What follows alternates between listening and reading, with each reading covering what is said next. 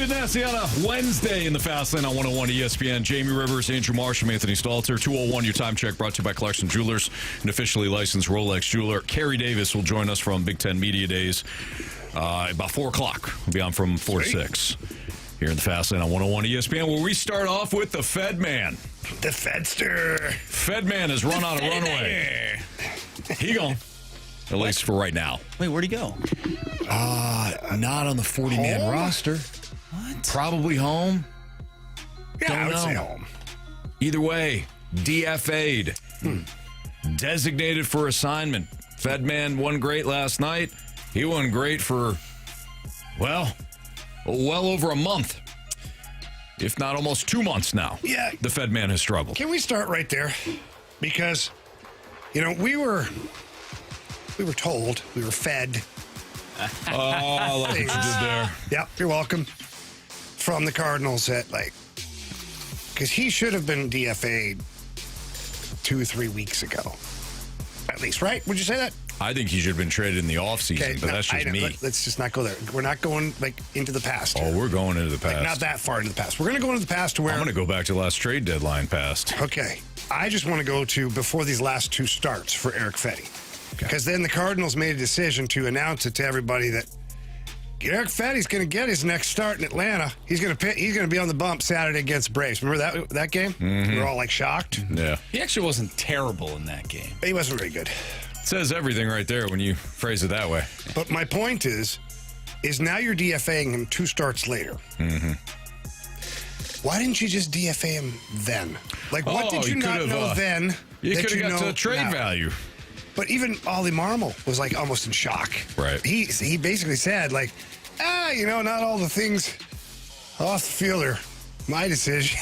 Yeah, I only have a little bit of the input here in Cardinal Nation, not all of the input. But you were worried, I guess my beef is the Cardinals were worried about people thinking Erick Fedde maybe was hurt, he missed his start, not sure, want to make sure we roll him out there again so people know he's healthy. Mm-hmm. I would have locked him into a box and said, I hope somebody is desperate enough to trade for this guy come deadline time. Yeah. Instead, you roll him out there and you lose 2 more games. You get buried last night by the Rockies, mind you. Mm-hmm. Yeah. Yeah, they won 25 games. Yeah. Last night was their 25th win. I know.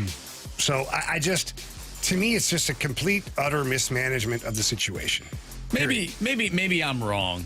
Do you think if Wilson Contreras doesn't say anything the other night that this maybe doesn't happen? Oh, I think it's Contreras. I don't know. I think it's Oli Marmol. I think it's other players that have said something it doesn't just happen you're I had an epiphany. It's time to DFA him. No. Well, I'm wondering if he doesn't say anything, if someone doesn't say anything, do you think they keep trotting out Erick Fedde? Or do you think because one of the bigger names on your team, leader in the clubhouse, was yo, we need Michael McGreevy, in a nice way, get rid of Erick Fedde, we need Michael McGreevy in this spot? Boy, I hope not, Marsh. I hope not, too. But you just never know at this front office. Yeah, I'm real down on this front office right now. But I would like to think that they were still watching those games. At least I hope that they were putting themselves through those Fedde starts, just like we all had to watch, and they just came to the conclusion, this ain't going to happen. Now, to Jamie's point, should it have happened a couple of starts ago? Yeah. This is in hindsight for me. I said in the offseason, I would have traded Fedde then. He had a full season left, which would be this year, of team control. But they rolled the dice, probably because they didn't have the pitching depth, number one. Yeah. And number 2, I'm sure the thought was, we have to recoup what we lost in that trade a year ago. Hopefully he pitches well. You're going to get Tommy Edman back? And we can trade him.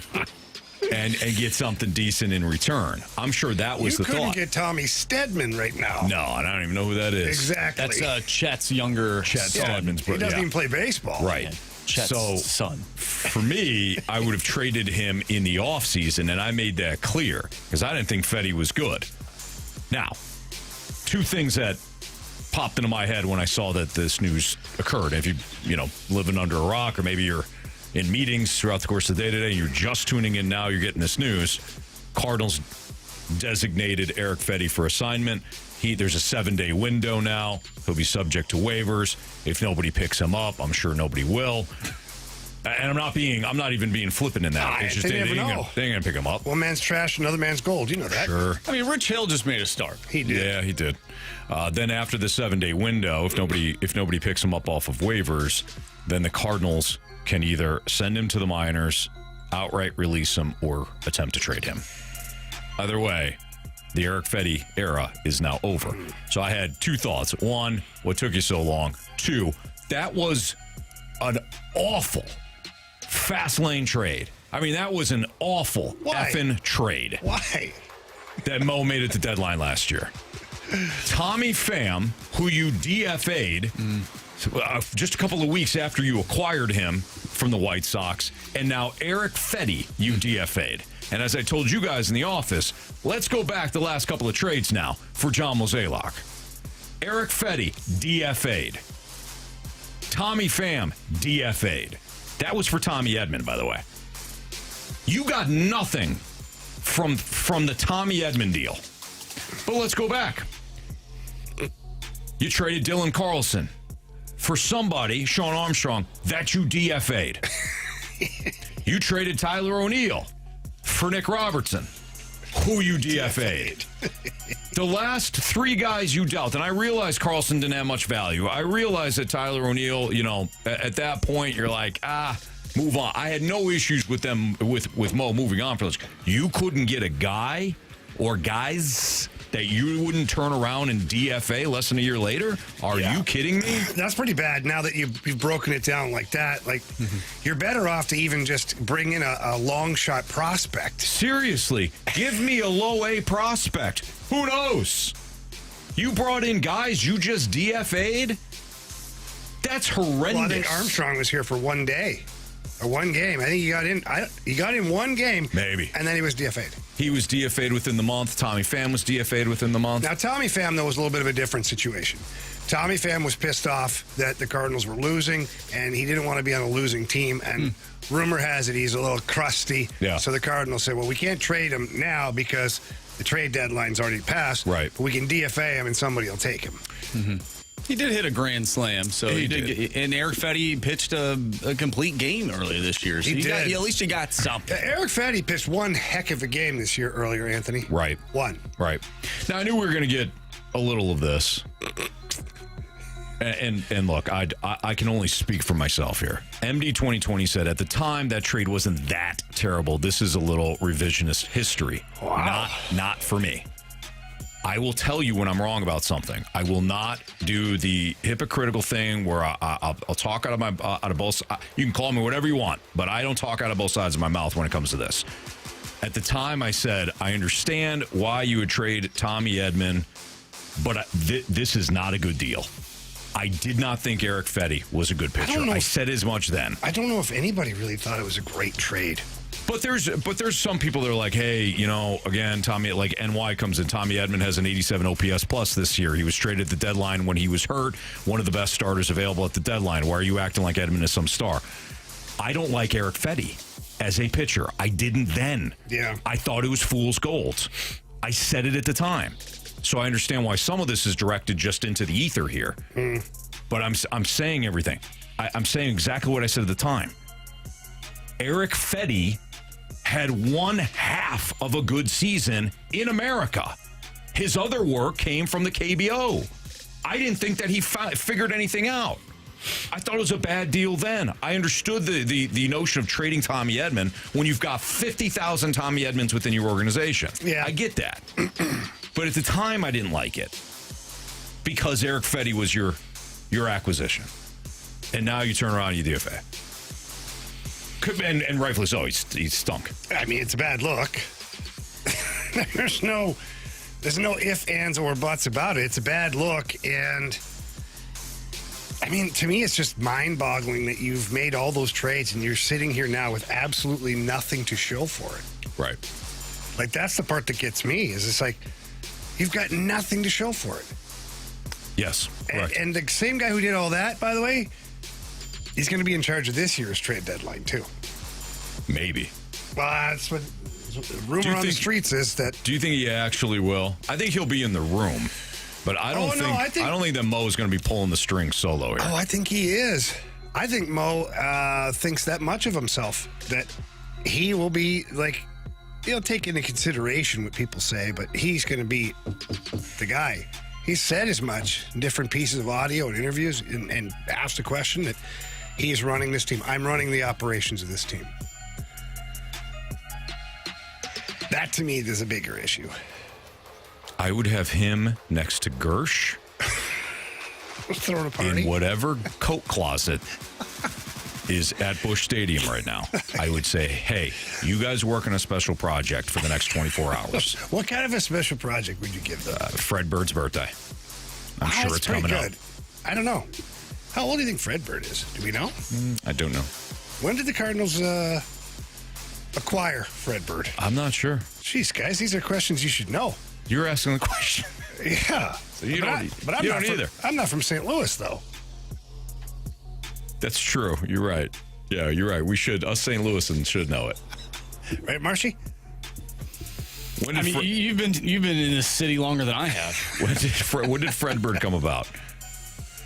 I have no idea. Okay, well, guys, this is. How do you not know that? I don't know everything. Born and raised. Let me go to one of our. 1964. Fred Bird was introduced on April 6, 1979. Okay. All right. Yeah. So what's the date on that? April 6. Oh, so then Gersh and Mo have a long time to prepare for his birthday. Well, it's important. It is Fred Bird. But I would not have him anywhere near that deadline. All right. Speaking of Mo, Marsh seems to think that maybe Mo is playing chess while all of us are playing checkers. Oh, man. That's next on 101 ESPN.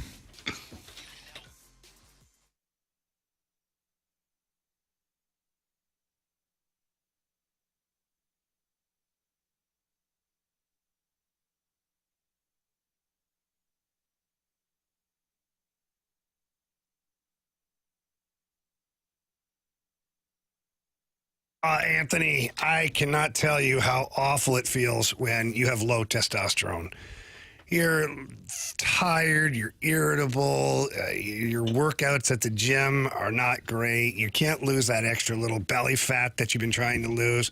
You got no energy at home. You know, you got the 3 kids. I've got 4 kids. Mine are older, bigger kids, bigger problems.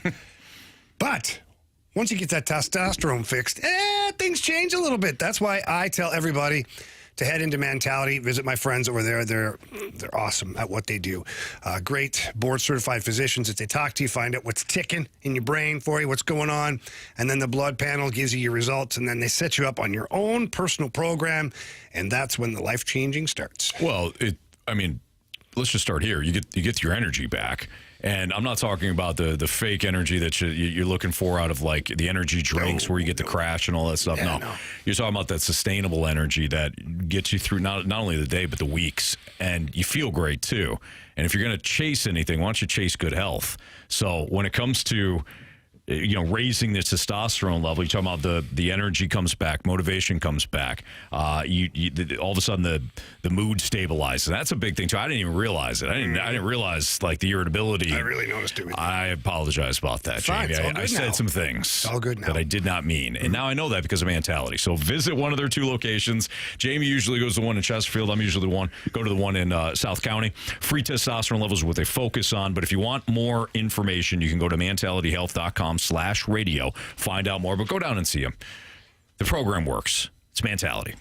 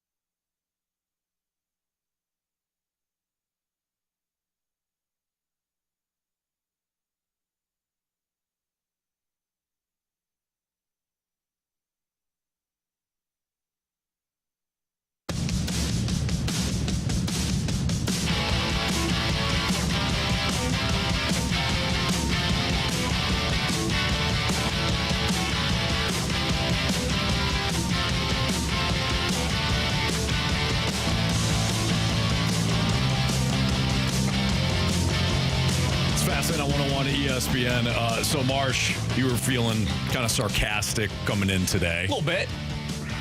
You're probably feeling good. Feel great. It's a great day. Is it?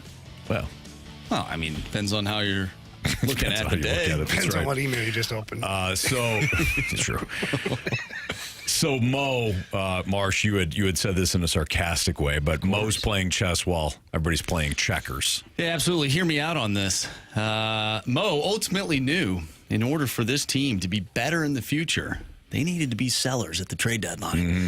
How do they get there? Well, if this team were to be in a playoff spot, it would be a harder decision to be sellers with the fan base pushing to be buyers. So here's the plan. Let's keep trotting out Erick Fedde. Hell, throw Miles Michaelis in there too. In order to lose and be forced to be sellers. Any takers on that one? So you think Mo did all this on purpose? Well, I never said that. I'm just saying. That's your theory. Well, it could be a theory. Tinfoil theory. Let's just play the game. We're playing the game. People on the streets could be saying this stuff. Maybe. Okay. Yeah, if that's the case, then wouldn't you roll out Fedde again before the trade deadline? Oh, man. Really make sure? That's true. I don't think I'd be DFA him. I'd be like, no. I think 4 days rest for him next time. I need more of him. I need more Fedde in my life. Looks like the plan has been foiled. Yeah. All seriousness, though, does this move, or lack thereof up until this point, does this ultimately damage Mo's legacy even further, even more so than what the people already thought about him heading into 2025? Does it cement it? Well, let's see here. His legacy has not been cemented yet. I'm not ready to go there. I think that, and I actually don't really believe what I'm about to say, but well, I'll explain. But I also don't think the deadline is his legacy, because 5 years from now, 10 years from now, when you go back and you evaluate Mo's tenure here, and you look at the numbers compared to like afterwards, like what Chaim Bloom does, it might not be all that bad. It might not be. Right now, though, while we're in it, the last handful of years, it's not great. It is not great. And so Mo also, his legacy could be centered around this trade deadline too. Like, what if he goes and works magic? What if he does exactly what we want him to do? Helsley, Maton, Mats are gone. Maybe he finds a buyer for Michaelis, a low-end prospect, whatever, but he gets back some young arms in the deal or some high-end prospects, whatever. And all of a sudden, this team 2 years from now is like in pretty good shape because of what Mo did at the deadline. So right now, I don't think he's done a good job. Specifically this season, well, he hasn't done anything. He did nothing in the offseason. Maton fell into their lap, basically, because nobody else signed that guy. And so Cardinals said, well, we'll take him. No disrespect to Maton, because he's having a hell of a year. Yeah, he's been great. So I'm going to pause on my overall evaluation until I see the final product.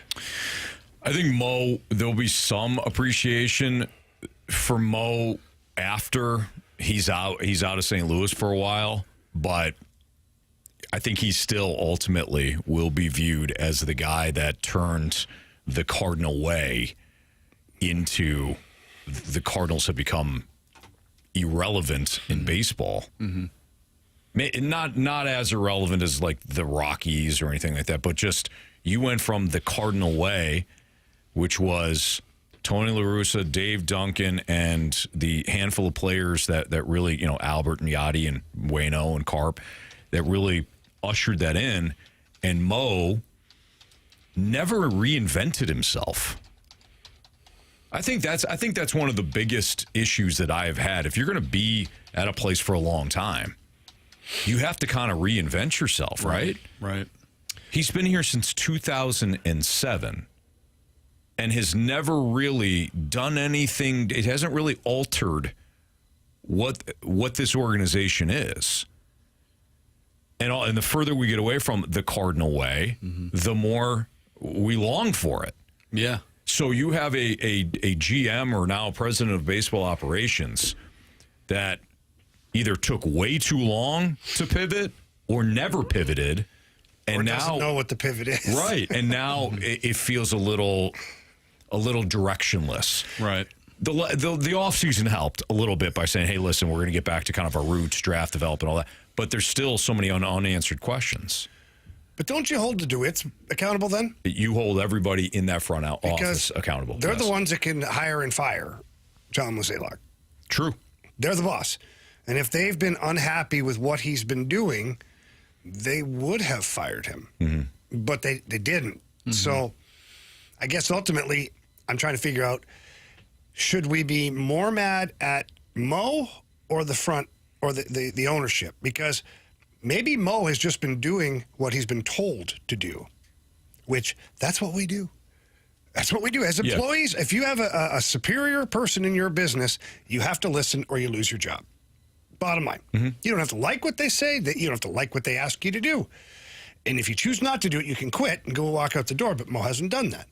So I'm not saying it's all on the DeWitts or the ownership group, but I am saying that if you really weren't happy with the path that he was taking, and they're not stupid, I'm sorry, contrary to what our text line, all that stuff that they want to insult the DeWitts, I'm not going there. Mm-hmm. Because you can't build an empire like they have by being foolish. You just cannot. And so, therefore, they knew what was going on, they were okay with it, or they were asking for it. Mm-hmm. So to me, there's more of the blame pie to be handed out to people. That I agree with wholeheartedly. I think look, to your point, Jamie, the DeWitts became profitable. Yeah, good for them. And they ran a business. Splashback Deuce talks about this all the time, where it's the business model. They are great businessmen. When it comes to the baseball operations aspect, they have put restrictions on John Mozeliak and the rest of the front office. Restrictions that Dave Dombrowski really has never had as a GM. Restrictions that Andrew Friedman doesn't have to worry about in LA. Restrictions that other general managers or presidents in other bigger markets don't have to deal with. However, Mo has never taken those restrictions and altered course. Mm-hmm. Has he wanted to? Well, but that's a problem, right? You're not getting the results. But what if he walks into the office and he's like, hey, Mr. DeWitt, like, this is not what I want. This is not the vision for the team. We need to go in this direction. Our minor league system, we haven't poured any money into it at all. We're one of the lowest in the league when it comes to developing. We don't have a pitching lab. We're way behind. Yeah, John, appreciate that. We'll talk about it. We'll get back to you. That's it. The conversation's over. Mm-hmm. Mm-hmm. Like, Mo can't just go and grab the checkbook and write the check. No, but he did mention, remember the one time, and maybe I've got this wrong. My memory is not what it used to be. No, I'm sure it's fine. Maybe there's a situation. I thought that Mo had said at one point, like, hey, there's a budget, and sometimes you kind of have to choose. I'm paraphrasing. You have to choose the big league roster or maybe the development of minor leagues. I agree. If there was that, hey, Mo, you're going to get $100 million to spend this offseason. Next year it might be $75 million or $50 million, but you're going to get $100 million. And if he knows that has to be spread out throughout the entire organization, I get it. The fans are going to want you to do something that is going to they're going to want you to spend it on 2 players. Exactly. Well, they didn't do either one of those well, though. Exactly. So you allocated a lot of that money to bad free agents, or you try to use that money on a couple of different free that just didn't work. When at some point you may have to say, hey, look, we're gonna need this money in the minor leagues, and the fans are gonna be pissed at me, but I know this is gonna work over the long haul. Instead, it feels like he was chasing both rabbits at the same time and wound up with none. Well, you brought up in the previous segment the 3 different moves that led to players being DFA'd. I don't think the DeWitts went in there and were like, hey, by the way, you got to get that guy. Mm-hmm. No, that's because on Mo. We're going to DFA that guy. Like, that's not on them. No, it's on Mo. It is. Listen, I think at the end of the day, it's a collaborative effort when there's victory, and it's a collaborative effort when there's failure. Mm-hmm. It is, because you can't have it blaming one person and praising another in different situations. It's the same group of people making the same decisions. Right. Listen, at the end of the day, I think it's time for fresh blood. Mm-hmm. I do. I don't know what the future holds with Chaim Bloom. I really have no idea what he's going to come in and do or how he's going to operate, how he's going to mesh with the DeWitts, because that could be tumultuous too. Who knows? I mean, he had a bad experience before with the ownership in Boston because they asked him to do all their dirty work for 100%. Yeah. And so who knows what the future holds, but I think John Mozeliak knows it. I know the fans here in St. Louis know it, and it's just time for change. We need something new. Mm-hmm. And ultimately, at the end of the day, I think the best thing for this franchise is that they are sellers.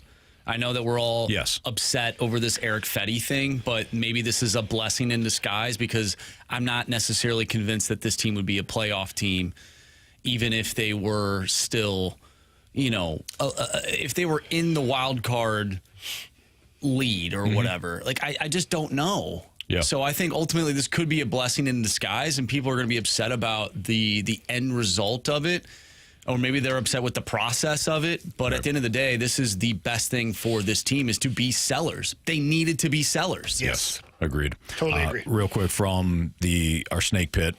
Hal says, look at the Brewers with this budget. The Brewers are smarter. He's right. There's an example within the NL Central of a team that has more restrictions on their general manager or their president, and they continue to find players that exceed what the Brewers give up.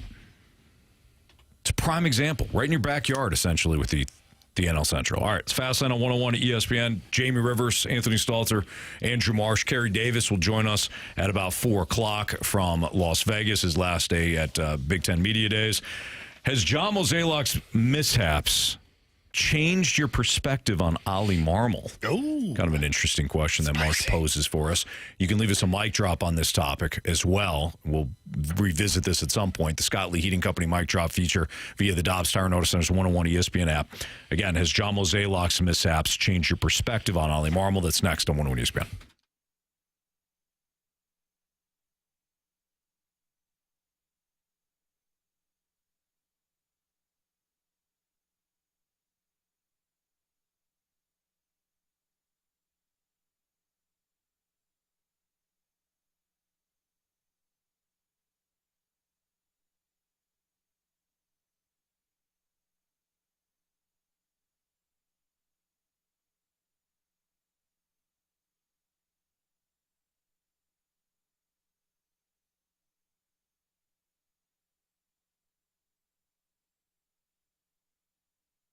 Circa Sports, they are the best in the business. They've got great contests going on right now. They've got 3 of them, actually. The Circa Million, Circa Survivor, and the Circa Grandissimo.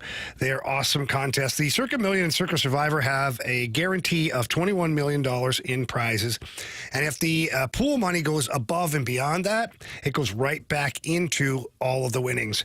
So please get to Las Vegas right now. The Circa Sportsbook, any one of them in Nevada, Las Vegas, Henderson, Sparks, Reno. You have to be in person to sign up for these contests, but you have until September 6th, so it's not a rush right now. But get out there, sign up, get your name in there, and then after that, if you haven't already, please download the Circa Sports Illinois app today. They got it on the website, the App Store. You can manage all the contests right there from the palm of your hand. You can also get in on all the action every day. They've got great lines on futures bets. They got tight money line splits, and they've got the best odds out of any app that is out there. I promise you, you can test it out. You'll see they have the best odds, which means bigger payouts. And that's all available at the Circa Sports Illinois app. So please don't miss out on any of the action right there at Circa Sports. Download Bet Like a Pro and get on your Circa Sports Illinois app today and enjoy all of the excitement. If you or someone you know may have a problem with gambling, call 1-800-GAMBLER or text ILGAMB to 833-234.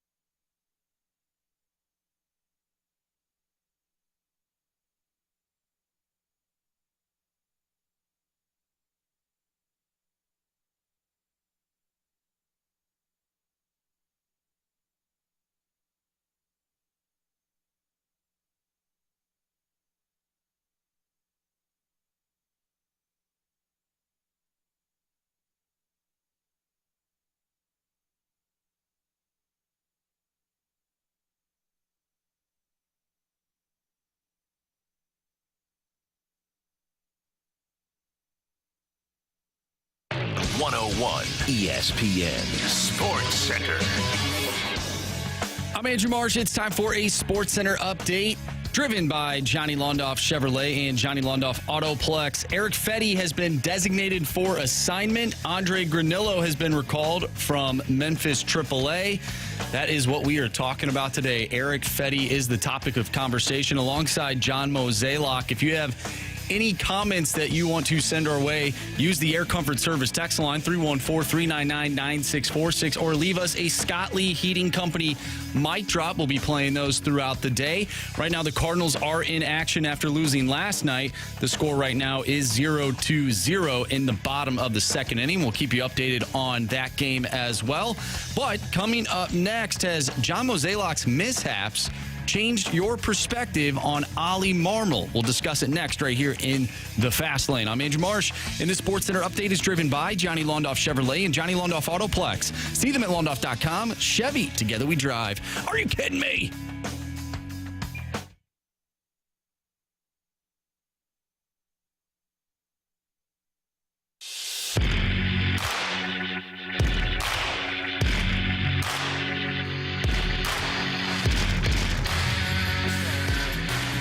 Oli Marmol has only done what the owners and Mozeliak told him to do. He's not responsible for any of this.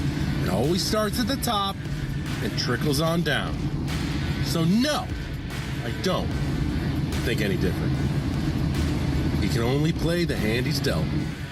All right, that was from Andrew, who left us a Scott Lee Heating Company mic drop via the Dobbs Tire and Auto Center's 101 ESPN mobile app. You can too. Question is John Mozeliak's mishaps change your perspective on Oli Marmol? I think that for some people, it doesn't matter. Oli could win a World Series championship. I think some people would say, Oli's an idiot. They won in spite of him. So I just think that some people are not going to change their minds on it. But it is an interesting question that Marsh poses. If you are, and this kind of goes with Andrew's mic drop, if you are looking at this roster and you don't like the roster, and you don't think the roster is good enough, what do you think your manager is going to do with the same roster then? What can he do? He can only roll out the players that he has. And how many times this season alone has Oli, and more recently he's been more vocal about it, he's kind of told you without telling you, I'm doing the best I can with what they give me. But like a couple weeks ago when he was asked about the Erick Fedde situation, are you going back to me? Yeah. Some of these decisions are made, not all the decisions are made on the field, I think is what he said.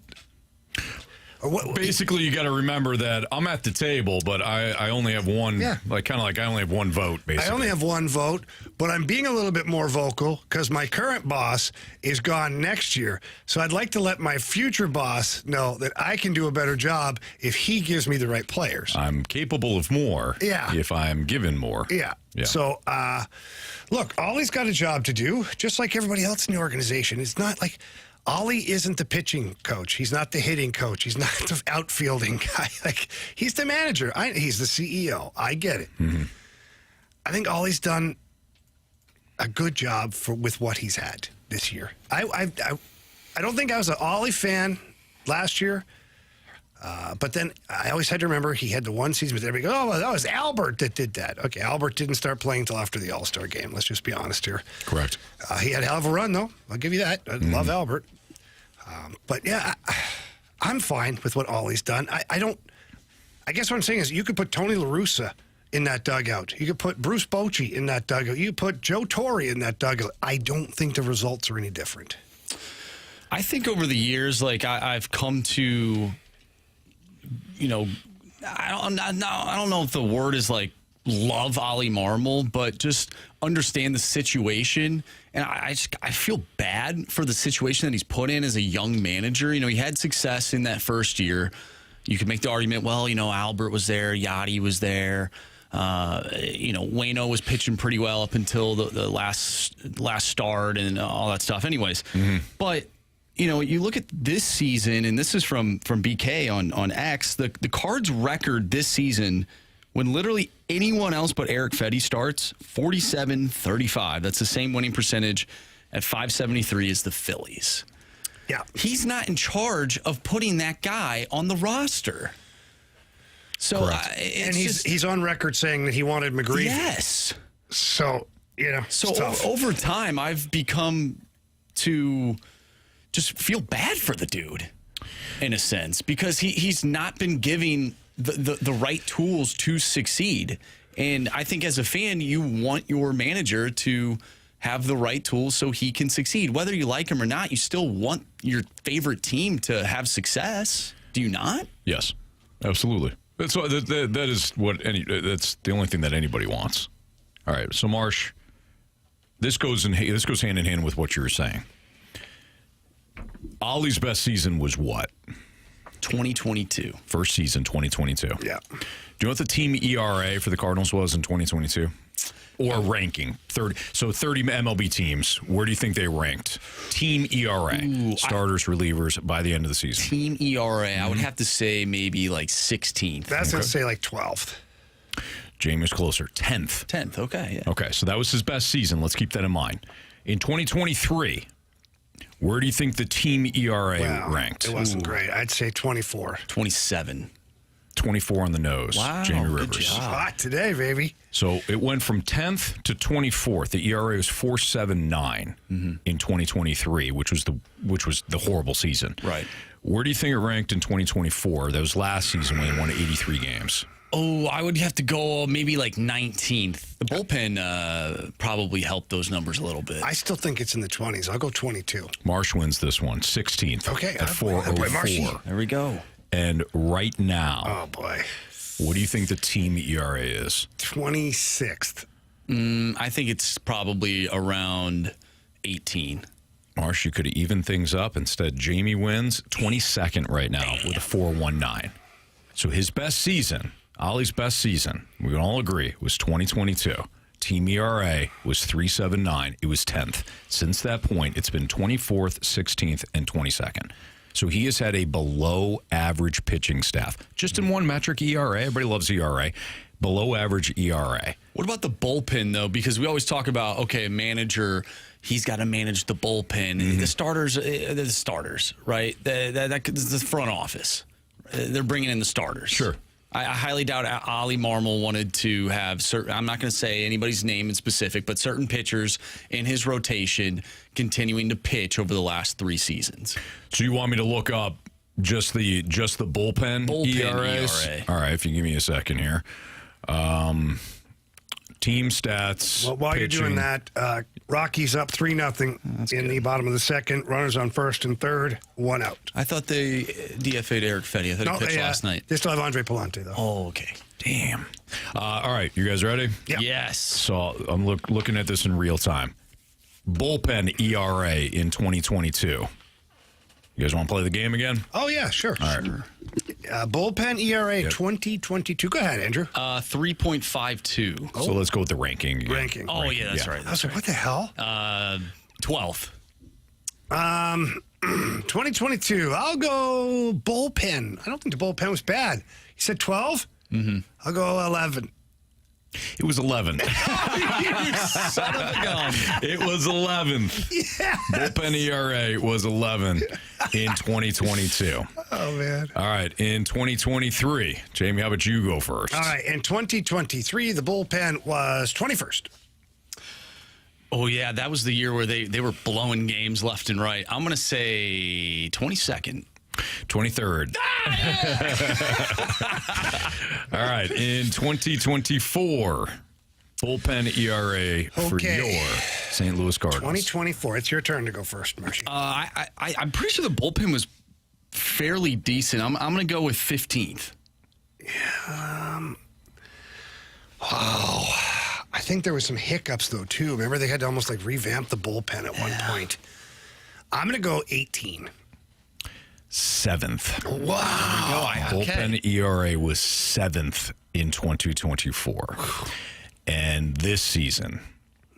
My turn, eh? I think it's fine.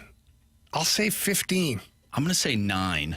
7. Oh, you won that one. So that's interesting, right, Marsh? So you bring up an interesting point. A lot of times, Why don't we just take the bullpen and start them? Well, that's that the easy. starting rotation has been a massive problem for this team the last 3 seasons. And if you don't, And whose fault is that? that's the front office. Your whole pitching staff has been bottom half since 2022. 16th, between 16th and 24th. Your bullpen has actually been good. Mm-hmm. So if you want to talk about the management of said bullpen, then you do have to give Oli some credit for that. And that's a bullpen that is probably throwing more innings because your starters are not going the distance. Correct. So I know this is one metric, okay? But if you don't have a good pitching staff, you can't necessarily grade your manager to the full extent. I'm not saying it's just you get off scot-free, no problem. Mm-hmm. You're not culpable. No, this whole organization is culpable for where the team is at. But when your starting staff isn't good enough, it's a little tough to say, you know what, the big problem is your manager. And I'd be willing to bet that some of the best managers in baseball have starting staffs that are all in the top 12. Yeah, well, one would think, right? So to me, yeah, the Mo mishaps have changed my perspective a little bit on Oli. Quick update here in Colorado. It's now 4-0 Rockies, bottom of the second. Runners again, first and third with still one out. There's already been a mound visit by Dusty Blake. This is the worst team in baseball. The Rockies. Oh, I thought you were talking about the Cardinals. I thought so for a second, too, but I understand what you're saying. You didn't. Oh, you did. You're just going to leave it It's hanging. the worst team in baseball. You're just going to leave it hanging. That's up for you to decide. 4-0 Rockies. Could be worse. Let's head to the break. Andre Palante on the bump. Probably worse when we get back. Maybe. By the way, Brad Thompson will be joining us at the top of the hour. BT at 3 o'clock. All right. He did the pregame, and I'm sure he's on the postgame for the FanDuel Sports Network. Brad Thompson, our normal chat with him, 3 o'clock. So how long should the shelf life for a general manager be in professional sports? Now that we're looking at taking a deep dive here into Mo. Is there a sweet spot? And is Mo vastly overstayed his welcome here in St. Louis? That's next on 101 ESPN.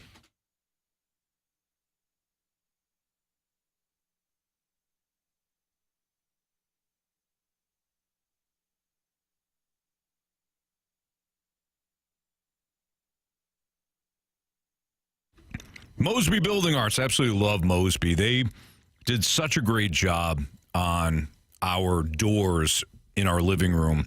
They go right out to the patio, and we had all kinds of issues. We had issues with the rain coming in and doing damage in the basement, and it wasn't just one thing that they had to fix, which is just, hey, take out the doors. And that's what other companies were suggesting.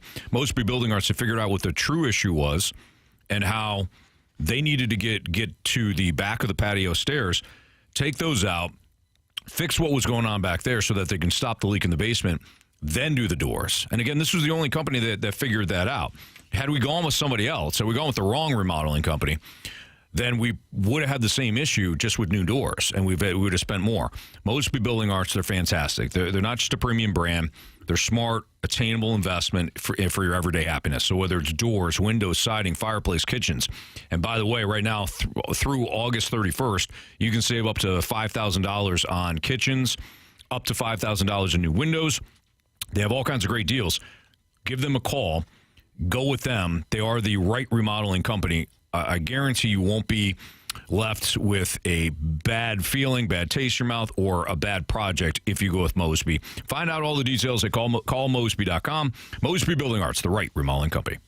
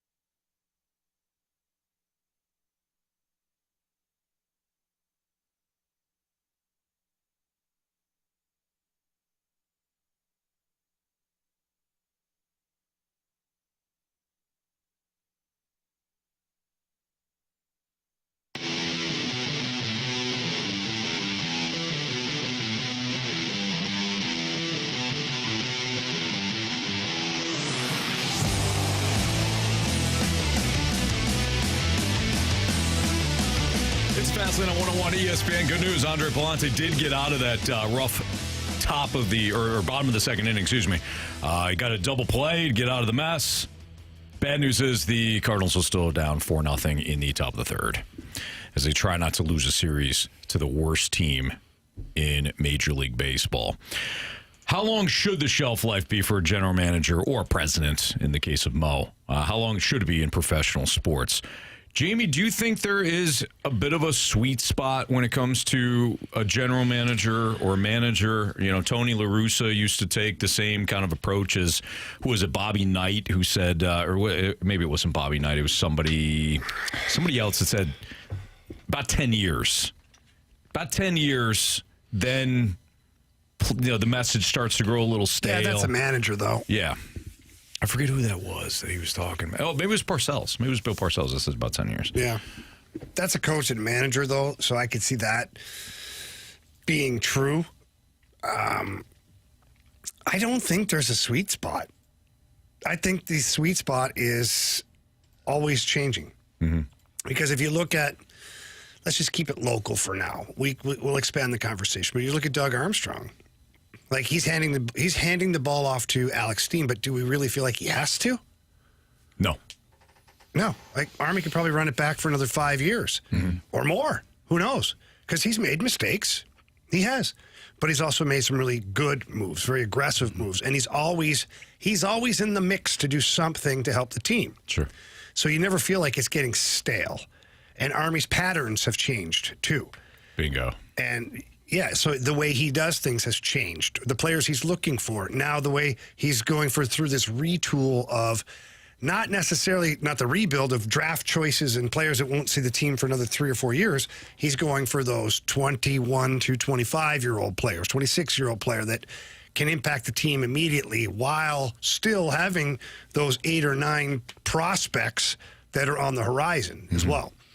So for me, it's the ownership has to realize when the team has plateaued or hit a valley.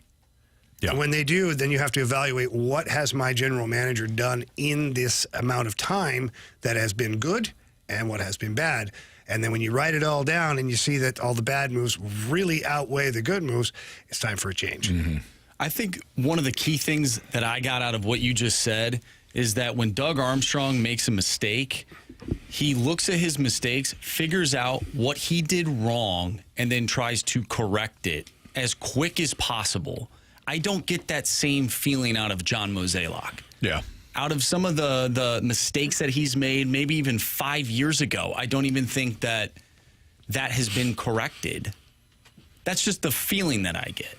Now, maybe I'm wrong, but that's the difference for me between those two. I don't think you're wrong. I think you guys are both spot on in that it goes back to what we were talking about before. Are you reinventing yourself?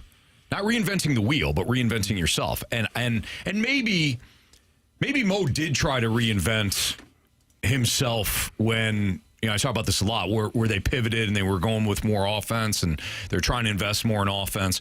Maybe that was a pivot, and it just didn't work. Yeah. It didn't work for him. It didn't work for the Cardinals, and hey, sometimes that just happens, right? And Jamie, to your point earlier, it's not like Mo's going to say, all right, I'm done here. He's a competitor. He's somebody that wants to do well. He certainly, I'm sure, cares about what his legacy is going to be in St. Louis. He's not going to fire himself. So as long as the DeWitts were fine with it, he just kept going with it, and the pivot didn't work. But, I mean, look, if you're there 10-plus years, I'm sorry, complacency probably has crept in at some point.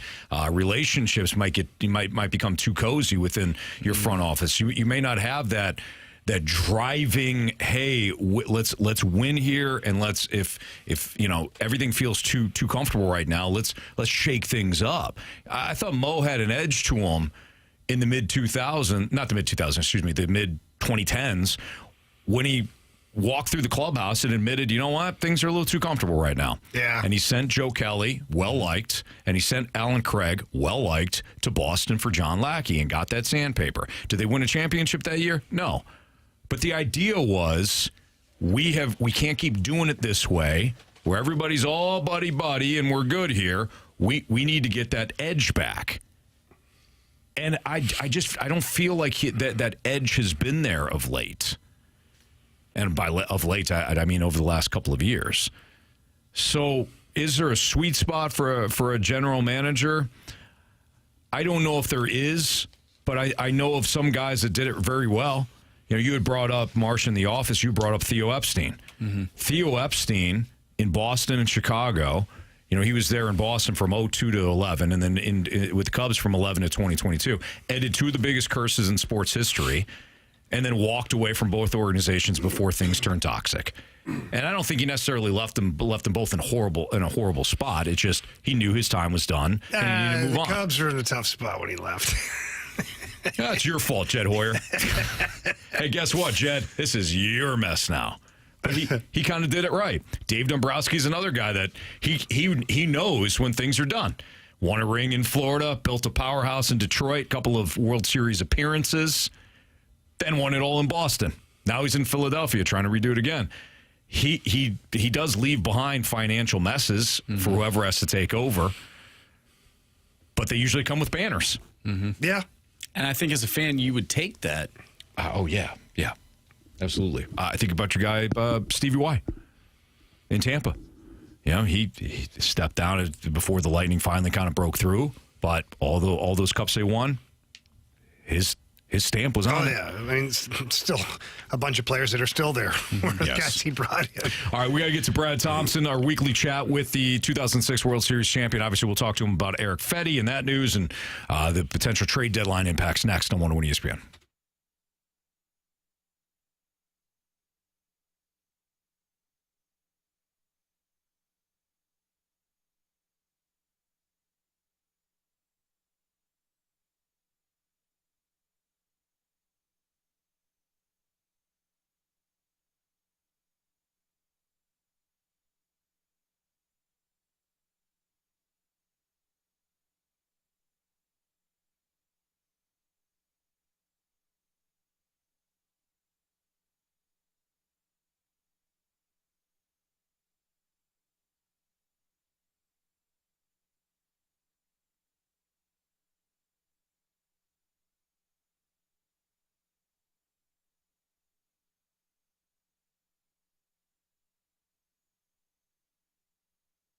Cheap, fun. Let's get dirty with my friends over at Dirt Cheap. So many amazing selections of beers out there. I mean, any beer that's out on the market, any of the IPAs that you want, Dirt Cheap's got you covered there. They've got all of the party favors you're looking for. If you're looking for the Bacardi rum, the Malibu rum, they've got that. They've got great selection of red wine, white wine, rosé, champagnes. Who knows what you're celebrating? Get in there with Dirt Cheap and celebrate with them as well. And of course, my favorite is the bourbon selection. They've got anything that you're looking for, and it's priced accordingly, too. You're not paying double or triple the amount for that bourbon. And if there's something that you're looking for specifically, tell the representative. They'll do their best to find it and get it to the store, and they'll charge you exactly what the price is. There's not going to be any upcharge on that. So please get in there. They've got new locations as well. Fredericktown, Washington, Hillsborough, and Wentzville also. And they've got the Dirt Cheap Rewards app that you can download and start saving immediately. They've got the exclusive Bourbon Club in there. And you can also order pickup or delivery from the app. They've also got drive-through at certain locations. Dirt Cheap is doing everything just right. You can also visit them at cheapcheapfunfun.com. Again, that's cheapcheapfunfun.com. Remember, they're your one-stop party shop. And remember to have fun, but be careful out there.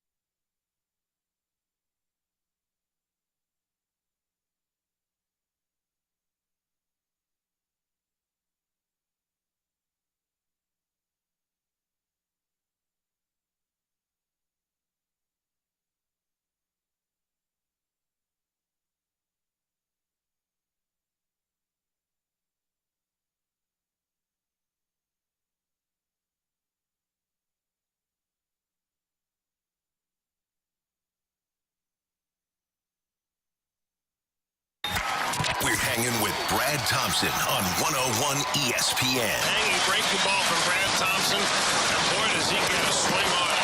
Lift and separate, and see you later. Hanging with BT is sponsored by St. Luke's, ranked top 2% in the nation for cardiac surgery by Health Grades. Visit stlukes-stl.com.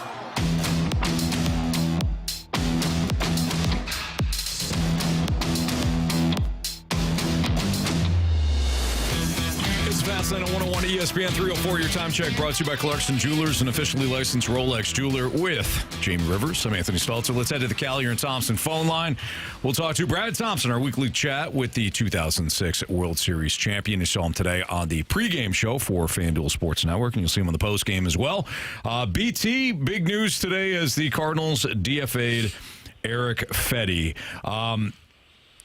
Look, he wasn't pitching well, so I don't know how much more is to be said on that. Did you get the inclination that they thought about this even before last night's loss? Yeah, Anthony, good talking to you guys, as always. Look, I think that this is something, they've probably been kicking around for quite some time. All right, so, we like to draw parallels, right? And Anthony, I don't know if this will land with you or not, but throwing him out there again, I know that there have been a couple of starts in a row where everybody in the fan base saying, just DFA him, just get rid of him, it's only money, the sunken cost fallacy, we've talked about that a lot over the years, Anthony. Yeah. But you had an asset that you were hoping to maybe get something for at the trade deadline, right? So this is making a bet, like throwing them out there against the Rockies. This is a big bet. Now, there's a good chance it is more Isaiah likely that it won't land. But if it does land, it could be, it could have helped, right? So that was the hope, man. You run him out there again. Maybe he creates some value via the trade market. Somebody says that they could use him. Maybe he has a game like he did in his finale last year where he punched out 10 in Colorado. I know with the numbers coming in, it wasn't something that was probably going to happen, but they tried to roll him out there as long as possible. But how many times can you tell McGreevy, yeah, but no? Like, you're great. Go back. Like, you can't do it. And you can't do it to that clubhouse either. Got a lot of guys that are fighting, right? A lot of guys that are hungry. You heard Contreras, among others, really hyping up McGreevy and saying, look, he belongs here. He should be here. That means a lot. Like, you keep doing that to a young guy when he deserves to be there, and you end up losing the room at some point. So, unfortunately for Erick Fedde, I'm a huge fan of the guy. I've known Fedde since he was in high school. But you had to make this move. I hope he lands on his feet. I hope he finds himself another opportunity and makes some tweaks from a pitching end. But, guys, it's something that obviously had to be done. Yeah, BT, it's tough, obviously, on the team as well as the individual when you go through something like this because it's a teammate. It's a good guy. He wore it. He never ducked the questions about it. But now, moving forward, you still have some issues with the rotation. What? Yeah, I know. Miles Michaelis is hot and cold. Andre Palante right now, he's in one. He's in a bit of a tough spot, not just today, but his pitching recently has not been fantastic. If you're the Cardinals, like, how do you fix this? Like, realistically, how do you fix it? Because throwing money and draft picks and doing crazy stuff is just not going to be what they do. No, it is and stop me if you've heard this before or if it's on a T-shirt. You got to be patient. I think. No! Yeah, you do. There's no fix. So I was talking about this earlier. Like right now, when you have McGreevy inserted in the rotation, like right now, a rookie starter is the one that you're most excited about seeing come up. And I love watching Libby pitch. Sonny had an awful one last time out, but he's a bona fide star, has been in the league for a long time. But you look at the last 20 games, you got an ERA north of 7, well north of 7, I think, for these Cardinal starters. Like, that doesn't get fixed overnight. That doesn't get fixed via game planning. Like, you're going to have some good days, you're going to have some bad days. I think the truth is a little bit in between the best days and the worst days, like it oftentimes is in pretty much every aspect of life. But when it comes to this rotation, but the real fix in this is probably the line they went down in 2023 when they traded for high upside guys like Tekoa Roby, who was in AAA. Like they just did in this year's draft in bringing in Doyle and Fredrickson in the third round, both these guys out of Tennessee that have swing and miss stuff. Like if you want to fix things in a big league rotation now, you have to miss bats. You can have some guys that are off the barrel, and you can have some guys like McGreevy. McGreevy was 7 strong and struck out, one guy?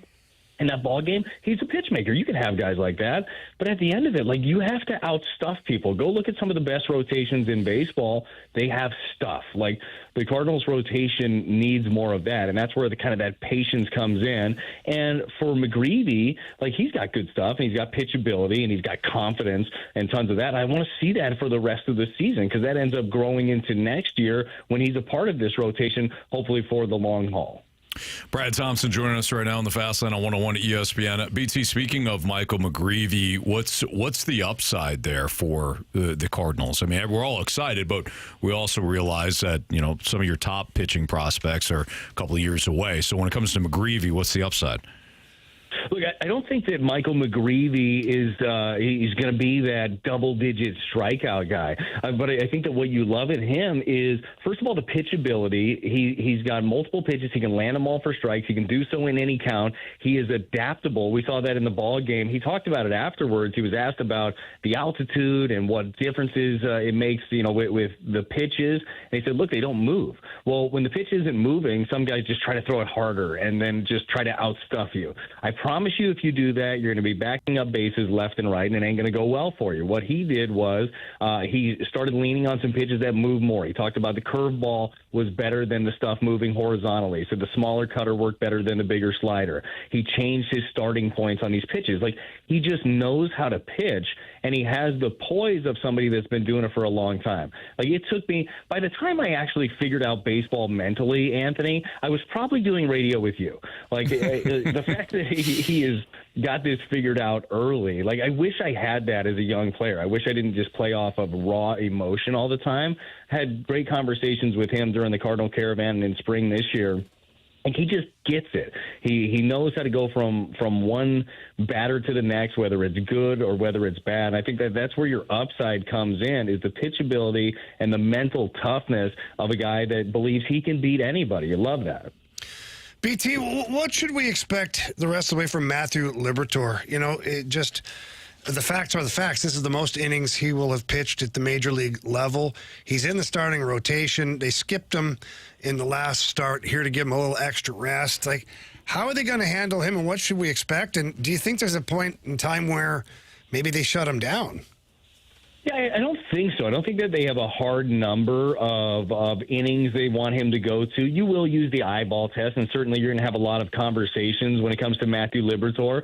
But you have to start pushing the limits, right? So you'll build in some days, and maybe you'll run in a 6th starter every once in a while, like they did with McGreevy early on, whoever the next McGreevy ends up being. But what I expect to see from Libby down the stretch is continued growth. I think that he showed well. His velocity has maintained. I know he had that 3-game stretch where he had an ERA north of 10, but then he snapped right back into it. I think that he's learning how to pitch more and more every single time he goes out there. And one of the biggest things, and you know this, Jamie, like going through the rigors of a long season, look, your body's not going to feel the same at the end of it. Whether you're a young player or an old player, you have to be able to adapt along the way, and he's going to learn that at the big league level, because the idea is he's going to be a part of this rotation next year, and he's going to be able to grow from the experiences that he had. So I don't think that they'll shut him down. I don't think they have that hard and fast number, but I really do feel like that communication and then just trusting the eyes and knowing when he's going to need an extra day here or there, or maybe even skip a turn around the rotation, will be important for him. All right, BT, we are obligated to ask you about the trade deadline, and I believe you're obligated to tell us exactly what the Cardinals are going to do at the deadline. So just go ahead and let us know what the deal is and what the Cardinals are going to do and who they're going to trade and what they're going to get.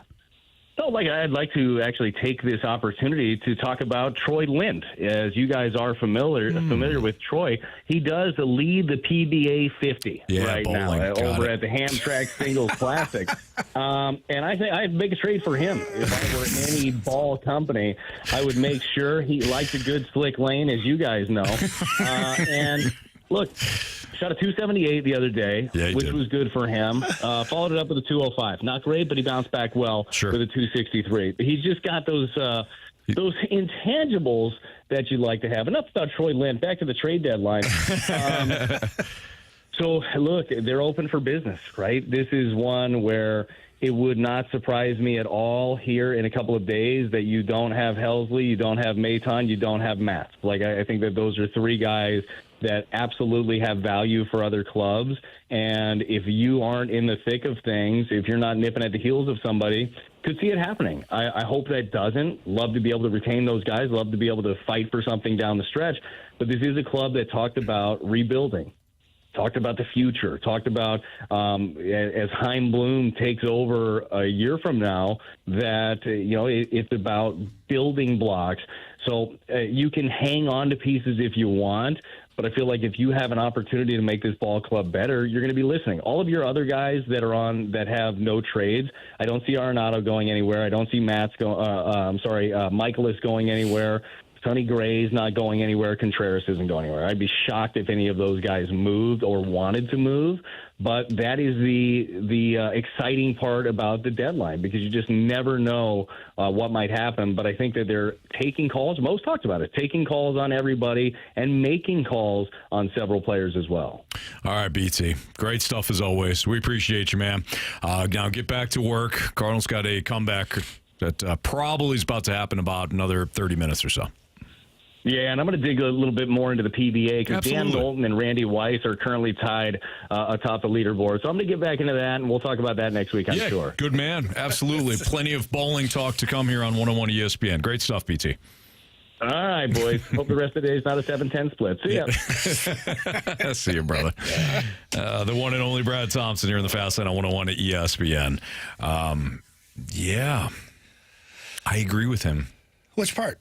You look into the trade deadline window here, there's certain guys that it can't be on the roster beyond. No. I said it yesterday. If they are, you failed. Correct. 100%. You failed. Yep. And I don't know what they're going to do with the Michaelis situation. I know what they're going to do. I shouldn't say it. Yeah. I know what the Cardinals are going to do with Miles Michaelis. They're going to let him go out there again. And if it gets to be Fedde-like performances, they'll just IL him. Yeah, it hasn't been. Even worse? Yeah, but he had a good one mixed in there. He did. He had that one start. He had 6 strikeouts. It was good. Yeah. He gave 1 earned run that game. Mm-hmm. That was a bounce back after his horrible game where he gave up 27 home runs to the Cubs. Yeah, but listen, outside of the 6 home runs, he pitched well. So you're right. It's just those few pitches that got away from him. Yeah, exactly. It was the wind, Anthony. It was soft contact. There's no doubt. Yeah. That was taken by the wind. There was no soft contact. The wind is what kept it in the state of Illinois. Well, Indiana's right there. I mean, it's pretty close to the border. So. I mean, those were piss missiles.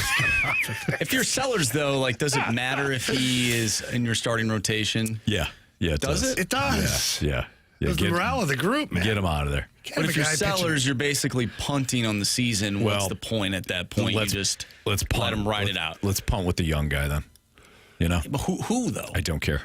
I don't want to see Miles Michaelis pitch anymore. Well, I'm sorry. I'm in the same boat as you, Anthony. Let's roll. It's the boat that he didn't want to name. Correct. You hate me because you hate me. Exactly. Yeah. Yeah. Good thing he didn't do that now. I'm sorry. His first bout of issues came when he rejected that name. His second bout of issues came when he didn't like Jamie's nickname for him, which was Moose. Yeah, he's like, I live in Florida and I have moose there. What? Yeah, fine. And you're walrus now. Yeah, no, I said manatee. Or manatee. I said, okay, manatee. Yeah, and you're look what manatee. happened. Ever since then, he's been a manatee. Exactly. Jamie cursed him. They did. Much like the Phoenix Coyotes organization. They're not even in there. They're not even in that Don't state even anymore. exist. They're not even in Not the even a league team. anymore. Nope. That's what I can do. You better watch yourself.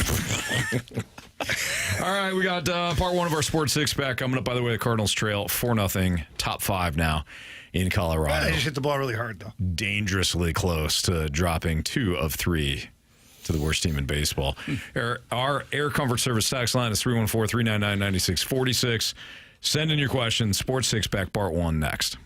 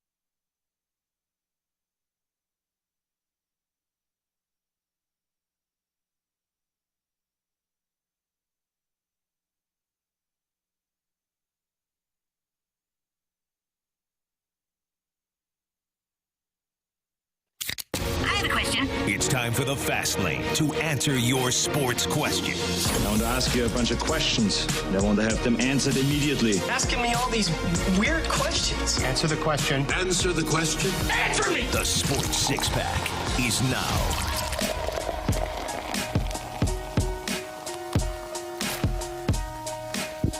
It's Fast Lane on 101 ESPN. Time for the Sports Six Pack. If you got a question for us, 314-399-9646 is the Air Comfort Service text line.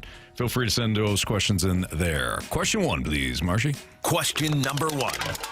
From the 217, what's a worse look? Losing 2 of 3 to the 2024 White Sox or losing 2 of 3 to the 2025 Colorado Rockies? I think losing 2 of 3 to the 2025 Colorado Rockies. I think that they have an even worse run differential than those White Sox, if I remember correctly. I can look it up here. Rockies this year have a run differential of minus 253. Oh. And there's still some season to go, as we know. The White Sox had a run differential of minus 306. So the Rockies are, after the series, are a little bit better. But they're trending. They might change some of that. They're trending to be worse than the White Sox of a year ago. How does that even happen? 2 of the worst teams ever in baseball, back-to-back seasons. That's rough. That is rough. That's where we're at in the state of baseball, Anthony. That's right. Well, why try when the Dodgers are just going to sign everybody? Absolutely. That's the Rockies and White Sox and Marlins and Nationals, Pirates, and Angels and A's and Rays model. Yep. Yeah. Question number 2. This one comes from the never-ending wipe. Should I continue to watch Cardinals baseball this season? If not, what do you suggest I do to fill my time? Well, if you have a family, maybe spend some time with the old family. What if he doesn't? If you don't have a family, when was the last time that you really concentrated on your health? You know? Maybe get to the gym a little bit more. Maybe you've always wanted to. Well, I'm just saying, maybe he's not, working out. Yeah. Because he's been watching so much Cardinals. Man on this one, right? We're assuming it's a man. I think the never-ending wipe would probably be a man's title. I would hope so. Now that you bring it up, yes, I would hope so. Now, is that the sequel to the never-ending story? I don't think so. No, it's a never-ending something. Yeah. Gotcha. Yeah. Yeah, I would say, focus on your physical health, your mental health. Maybe take up golf. Golf is wonderful. After work, go shoot 9 holes. It's outside. It's an activity. Sure. Some time. Yeah. And then you get to the 19th hole. Maybe have a beverage or two. A beverage or two, or not. Meet or new water. people. Water, whatever. It doesn't matter. It's a good way to meet new people, like you said, Anthony. So, I think that'd be a good idea. And you know what? Head down to Energizer Park. Where the environment is always incredible. They stand up for games. The results are the same. They stand up for games. That's great. The fans do. That's great. They have sore lower backs the next day, and they still put 0 goals. Oh, it is always a great time at Energizer Park. I'm not saying it isn't, Anthony, but the result is the same. The result a loss is a loss. Of having fun. I agree. I don't even know who you are anymore. Go down to the pitch. Have a great time inside that stadium. I don't think the stadium's called the pitch. The pitch is called the pitch. The pitch is the pitch. You'd be like telling people, get down on the ice at Enterprise. They can't get on the ice. They get in trouble. Unless they're like coloring the ice after the end of the season. Paint the ice is different. That's my fault. That's my fault. Or if you're getting like a jersey, game-worn jersey towards the end of the season. When you're invited down. Yeah, of course. See, after that video that we saw or listened to, the meeting we had, I don't want us giving bad advice because somebody get down there, get on the field. Anthony Stalter said to get down here. Yeah, true. Yeah. Good call. Yeah. Anthony Stalter said to do that. Yeah. Not the fast lane. Yeah. Just make that clear, please. Now, when you say the meeting, is it the one that I took over or the other one? No, it's the one you took over. Okay. Yeah. Well, that should be fine then. Actually, no, it wasn't. It was the other one. Then you're right, Jamie. Let's just be careful. Yeah. Yeah. Question number 3. All right, this one comes from Grant Francis Fan Club, who said, I'm stealing this question from Blues Muse on Twitter /X. Who is the most underrated Blue of all time? Of all time? Sitting next to him. Jamie Rivers. You know, you're right, Anthony. Thank you. You know, thank you. If, in all seriousness, if Jamie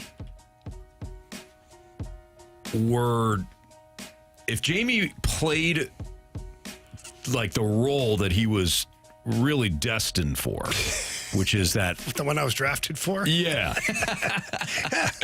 that high offensive defenseman, Jamie would absolutely have dominated.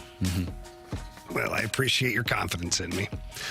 I'm trying to think of another a player underrated. Craig Conroy. Craig Conroy was underrated. He was a Selke Trophy winner. Then he went on to put up another guy. By the way, Craig Conroy, you want to talk about similar situation? He was a massive point getter. Blues traded for him, and Joel Quenneville turned him into a defensive centerman. Yeah. But that's it. He won the Selke Trophy. Best defensive forward in the NHL.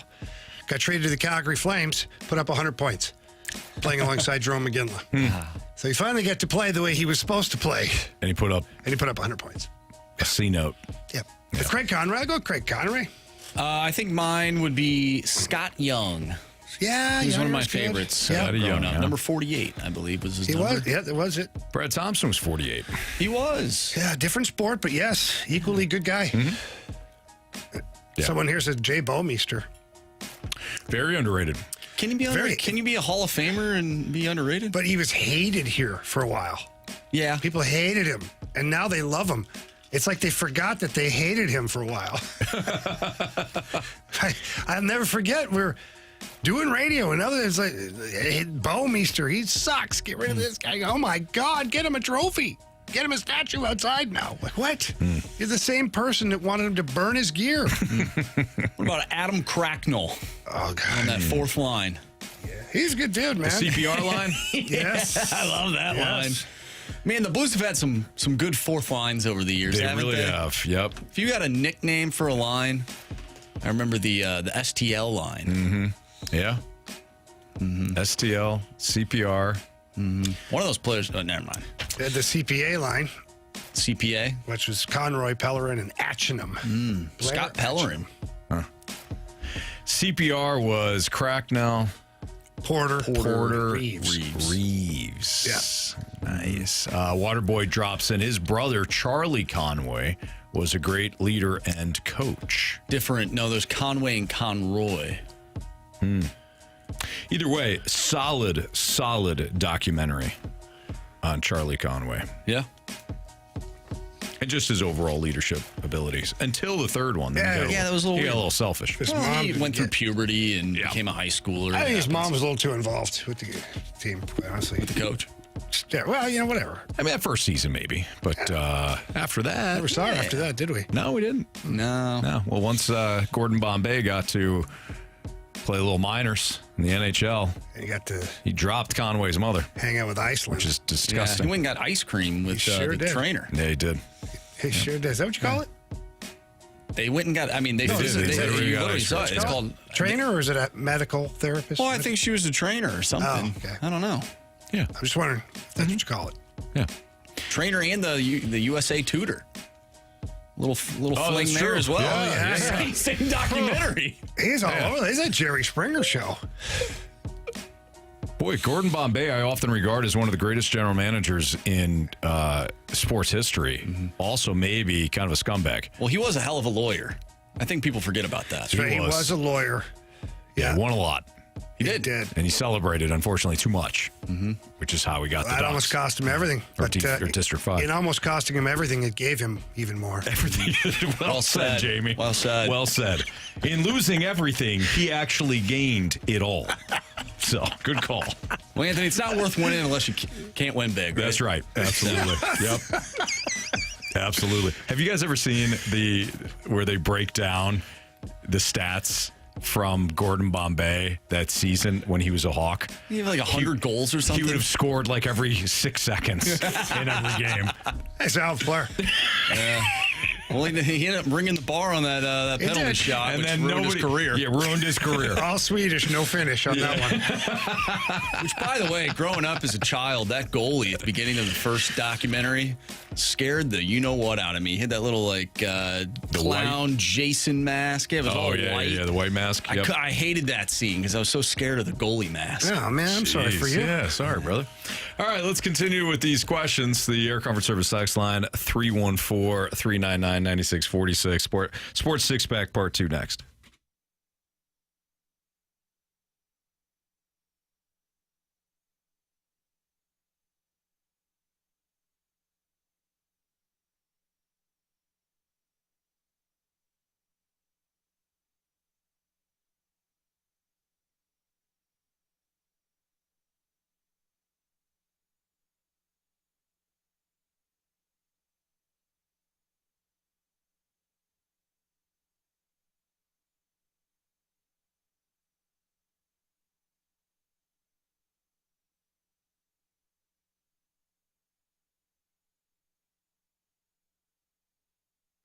You know, one of the things I love about playing Underdog's Champions game, and Underdog, by the way, is available here in Missouri, is that you can do live action as well. So the Cardinals are currently trailing the Rockies 4-0, but you could go play some live action. So, for example, Andre Palante, 3.5 strikeouts, higher or lower on his strikeouts. I would choose lower on his strikeouts. Not a high strikeout guy as well, and likely to come out of this game very soon. Then maybe you take a look at some of the offensive bats for the Cardinals. I have to imagine that the bullpen for Colorado will eventually step in, and Cardinals will, start to rack up some, hopefully some runs or some hits. But how you play at Underdog, that's up to you. The app is over 100,000 five-star reviews, millions of users. People are playing everywhere, including their live features. If you put together your entry, you get a couple of picks that you like, higher or lower on those stats, certain players, you can win up to 1,000 times your money. That means you could turn a single dollar into 1,000 just by getting a few picks right. So download the Underdog app, sign up with my promo code Anthony to unlock a special offer of up to $1,000 in bonus cash when you make your first deposit. Again, that promo code is Anthony at Underdog Fantasy. Must be 18 plus and present in Missouri. Terms apply. See underdogfantasy.com/web/deposit-match-terms. Concerned with your play, call 1-800-GAMBLER or visit www.ncpgambling.org.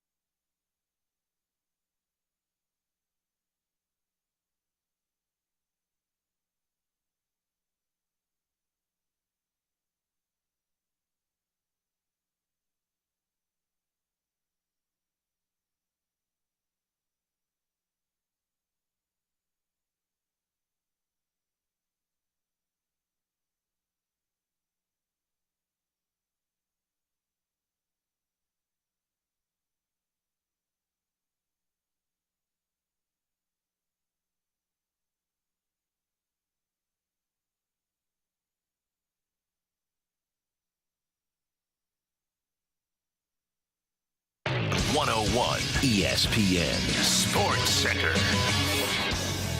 I'm Andrew Marsh. It's time for a Sports Center update brought to you by Saliga Heating and Cooling. The Cardinals are in danger of losing 2 of 3 to the Colorado Rockies. The Rockies currently lead 5-0 in the bottom of the 5th inning. We'll keep you updated on that one. We talked earlier today with Brad Thompson. If you missed that interview, make sure you go to 101ESPN.com or check out the free Dobbs Tire and Auto Center's 101 ESPN mobile app. Just head to the podcast page. You'll find all of our interviews and full shows there, and it's all brought to you by the Schaefer Door Company. We touched on Erick Fedde as the Cardinals DFA'd Erick Fedde after his start last night in Colorado. Once again, if you missed those conversations, just head over to the podcast page and you'll find all of our shows and all of our conversations. And we're going to continue with our Sports Six-Pack next. So if you have a question regarding Erick Fedde or anything really, make sure you text us to the Air Comfort Service text line 314-399-9646. Part 2 of the Six-Pack is next. I'm Andrew Marsh, and the Sports Center update is brought to you by Saliga Heating and Cooling, a Daikin heating and air conditioning dealer.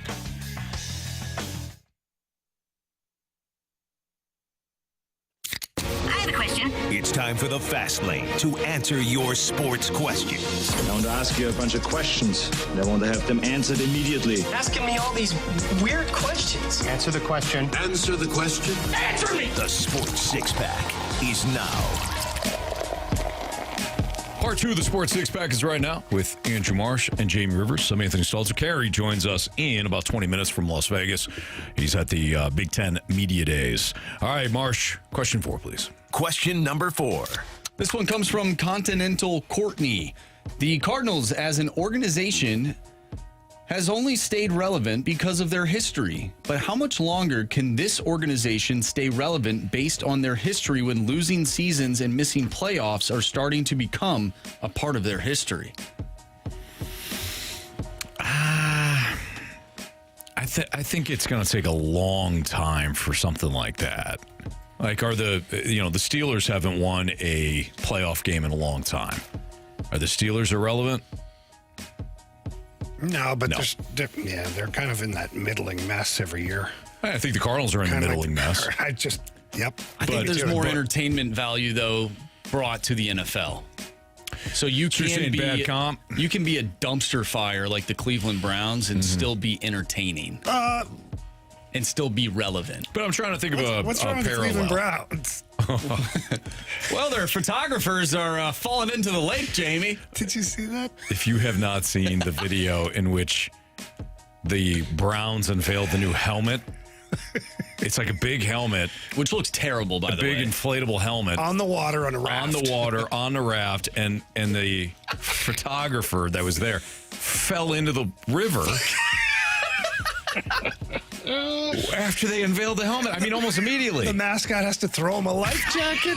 It is the most Cleveland Browns thing to ever happen.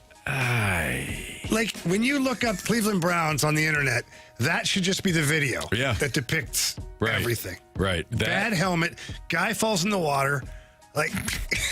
that and the T-shirt of all the quarterback names. All right, so, but I'm trying to think of a parallel when it comes to sports and the Cardinals. Like, the Cardinals have had a long, rich history of winning, not so much of late. Steelers, long, rich history, but they haven't been irrelevant. But I can go to, like, the NBA if you want. Are the Spurs irrelevant?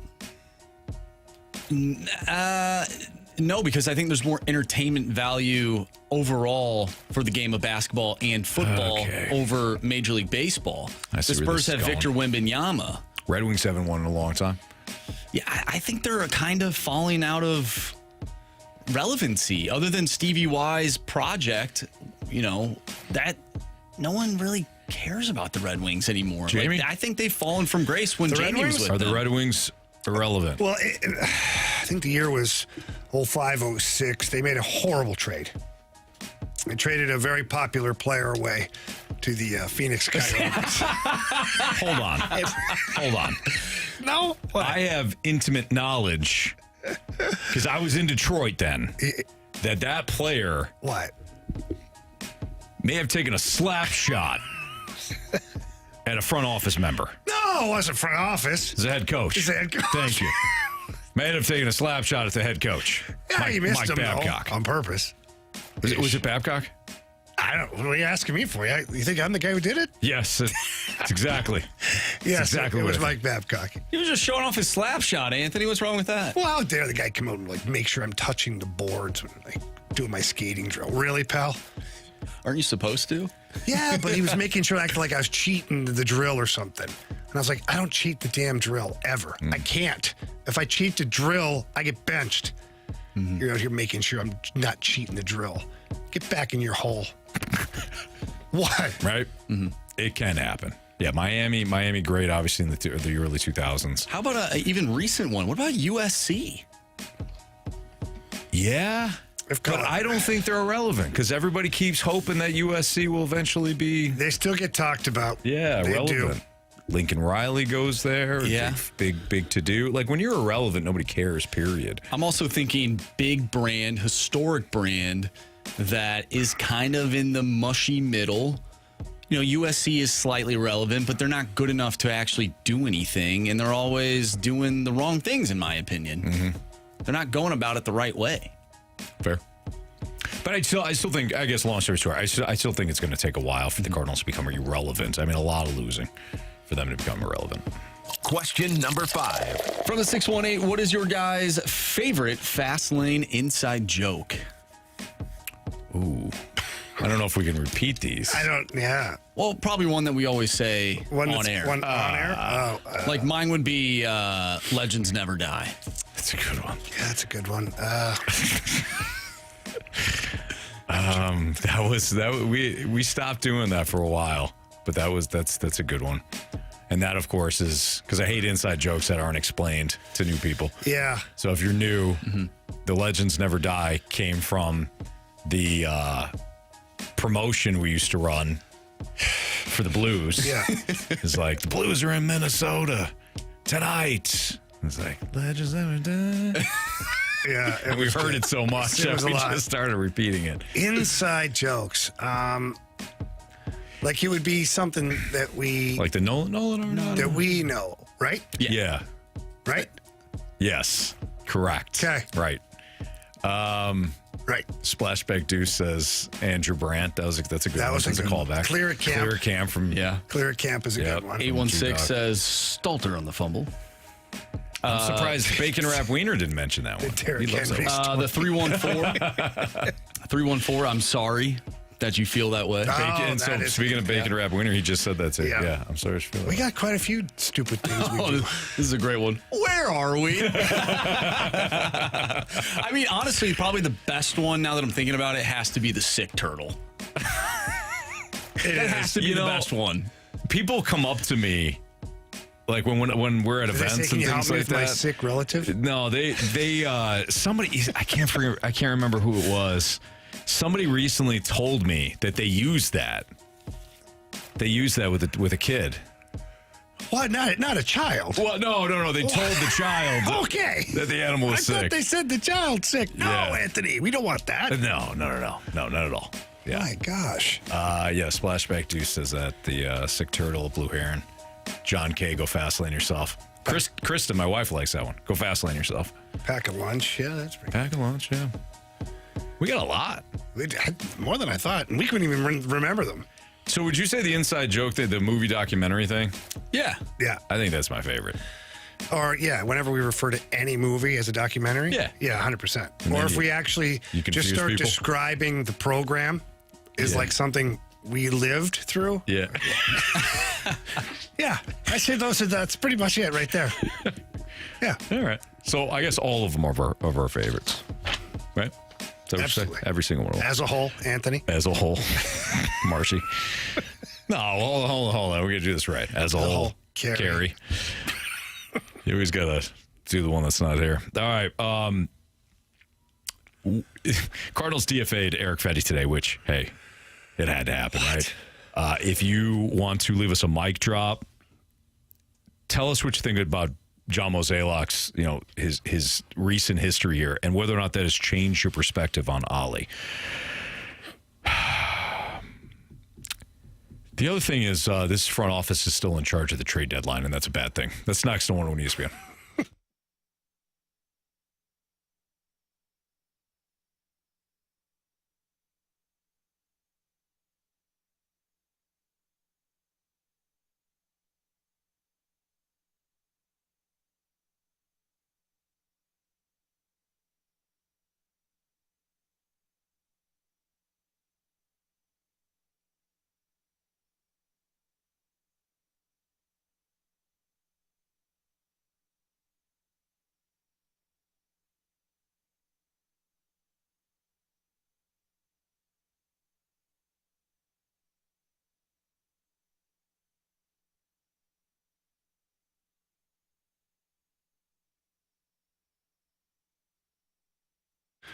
Homeowners, listen closely. The realtor you choose matters. I've known Gloria Liu for years.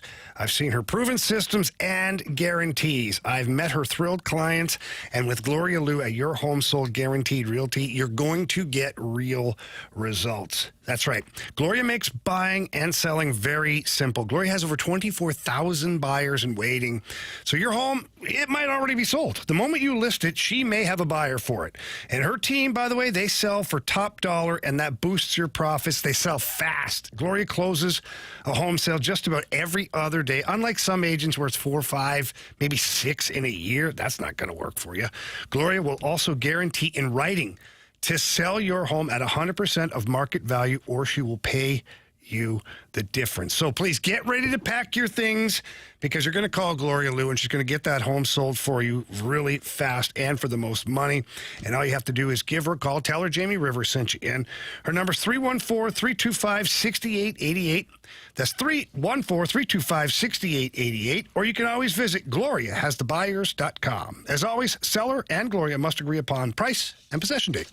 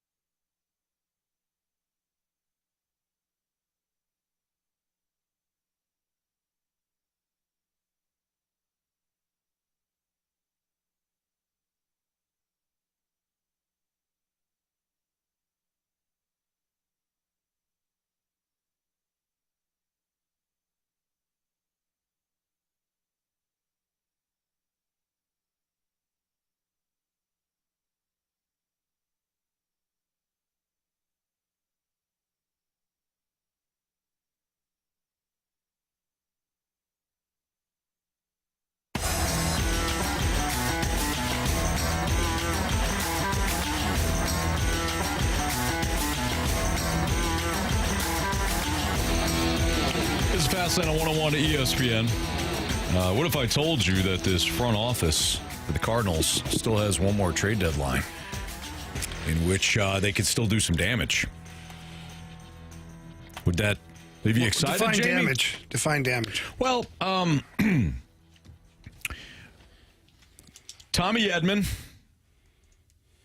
Tyler O'Neill, and Dylan Carlson. Those are 3 of the last trades that Mo made. Every single person that you got back, and I do mean every single one that you got back in the deal, has now been DFA'd. Is that bad? Yes, that is. That's absolutely bad. Should we trust the front office heading into the trade deadline? I would say no. What do you feel, Jamie? Yeah, I feel the same way. I do know we have some audio on this because a lot of people are wondering how this is all working. Chaim Bloom, president and waiting, all this stuff. Well, John Mozeliak was on MLB Network, and they asked him the same question. And this was from June 2nd, by the way. June 2nd, MLB Now. MLB Now, yeah. So here's what John Mozeliak had to say regarding the situation then. Yeah, I think right now the easiest way to think about it is like I'm running our operation right now, and there'll be a point in time where I hand off the baton, whether that's sometime in August, September. Obviously, any type of decisions that we're making that affect 2026 and beyond, I definitely consult with him and get his opinion on things. And just as he asked me about what he thinks things may have to look like moving forward, just in the overall baseball operation. So, net it's worked out fine, and it's been really kind of a fun year just watching these young guys go and taking advantage of this runway. So you're in charge of trade deadline then, because now you're in a wild card spot now. How will you approach that? Yeah, like I've been saying to anybody that asks, I hope July 31st is complicated for us. I mean, I really do. And, looking at how we're playing right now, if we can keep this up, I do think ownership will let us look to add pieces that make us stronger. Okay, so John Mozeliak is still the king of the castle here. Makes it known, at least on June, was it 2nd? Yes, sir. 22nd? 2nd? Yeah. One of those days? June 2nd. June 2nd. And he hasn't changed his tone on that. Nowhere have I read that he's said that it's a collaborative effort. Like he says, we're in this together, but I am still in charge of the operations. You know who I really blame? DeWitt. I blame the DeWitts. How do you leave a situation so convoluted to the outside eyeballs? Now, it might be really, really crystal clear behind closed doors. John Mozeliak might be just sitting at the table drinking coffee while Chaim Bloom, Flores, and scouting staffs are doing all their thing, and he's just got a little bit of an input. It might be more of a Chaim Bloom production than we think. It might be. But because your messaging has been off, we'll say that, for a couple of seasons now, wouldn't you just make it crystal clear that, hey, John Mozeliak will assist Chaim Bloom in any way possible? Yeah. And when asked for his advice, well, certainly with his years of experience, will weigh in on the situation. Mm-hmm. But make no mistake that this is Chaim Bloom's trade deadline, as this team will be his moving forward. Yeah. There you go. Done. So again, I blame the DeWitts for causing a gray area. Mm-hmm. You don't need it. Yeah, you're right. You're absolutely right. So, fun fact here. You know who trained me at 101 when I first stepped in as a producer? Bradford Bruns. Oh, yeah. Bradford Bruns was you think you'd have a lot better words. You would think. Yeah. Clearly, I didn't pay attention to old some things Double you did. B. You do an excellent job in other areas. Oh, thanks, Jamie. I appreciate you. Don't let Andrew sell you short. Yeah. Wait, what? That's okay. Andrew Brandt is what he's talking about, not me. Bradford trained me. Bradford trained me for 2 weeks because he was the previous producer. He was stepping away. I think he was going to teaching or something like that. So I came in. I was hired. I sat down for 2 weeks, and Bradford said, hey, this is what we're doing. This is what some of the things the guys liked, whatever. I took some of those things. And then moving forward, I say, hey, I'll take some notes here. Okay, good. These are some musts, but I'm going to change this. I'm going to change that. I'm going to change this. You're going to make it your own. Correct. Bradford, my first day, didn't come back and say, hey, wrote your rundown for you. Here you go. Mo should only be there, to your point, for Bloom. This is what we've done. Here's some things for you. If you have any questions, I'm right here. but it should be Bloom's. And Mo might have some deadline. better relationships around the league. Like Chaim Bloom might have better relationships in the American League because he dealt predominantly with those general managers and a lot of those guys in operations, where Mo's been in the National League for an extended period of time. And maybe there's situations where instead of Chaim Bloom picking up the phone, John Mozeliak picks up the phone because his relationship with the whoever, the Diamondbacks. Brian Cashman, Yankees. Yeah, okay. That would maybe be a Chaim Bloom. Actually, maybe not, because he was with the Red Sox, so maybe they a little clash there. Yeah. But that's my point, is you play to each other's strengths, but again, I think the messaging from the team should have been clear. Yes, John Mozeliak is in the final year of being the president. He will handle the off-season, which was last off-season, and the in-season transactions. But Chaim Bloom and his group will be working towards the trade deadline and then their off-season. Especially now that the team should sell. And really coming into the year, they probably should sell. But unless, of course, John Mozeliak, and I don't know this to be true, but it just popped into my head, and I'm sure some of the text line will probably hate what I have to say next, but unless John Mozeliak is, I don't word this improperly, enough of a man to be the guy that sells off all the parts so that people hate him instead of Chaim Bloom. Because Chaim Bloom is known in Boston as the guy that ruined the team. He sold off all the parts. The owners told him to. And so now if you bring in Chaim Bloom, and let's say he starts trading off your favorite player, Ryan Helsley, Phil Maton, you think he should be extended. Instead, he gets traded. That Chaim Bloom came in here and got rid of everybody or whatever. It's just a stretch the way I'm thinking. Right. But maybe Mo is like, listen, I'm going to put my name up there. This is my team. I built this team, and I'm going out with this team. And that way there, Chaim Bloom has a clean slate to start off with. yeah, I don't like that. That's really deep thinking into it, but That to me is almost like the ownership saying, our fans are dumb, so we'll just pretend like it was all you, Mo. They've never said that. We got to be careful. Not to our faces. Nah, they've never said that. The DeWitts love the fan base here. They do. Oh, I know they do. But I'm just saying, if that's the case, what you just outlined, then they think we're all stupid. Now, some of us are. I'll put my hand up. But not every Cardinal fan. You never know. Yeah. All right. We got the Gauntlet coming up next. We do need a new Gauntlet contestant. So 314-399-9646, the Air Comfort Service text line. So if you want to play in the Gauntlet, you can do so. And we'll be joined by Carey as well next on 101 ESPN.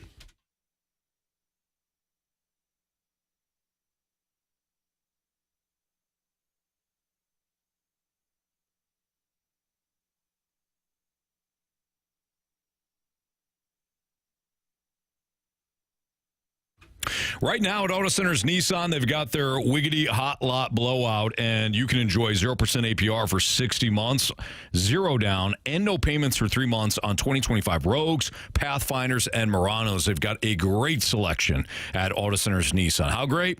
Over 1,000 vehicles, all in one location. So when you go to AutoCentersNissan.com and you peruse their inventory and you find a couple of vehicles that you like, you want to test drive them, those same vehicles will be there at Auto Centers Nissan.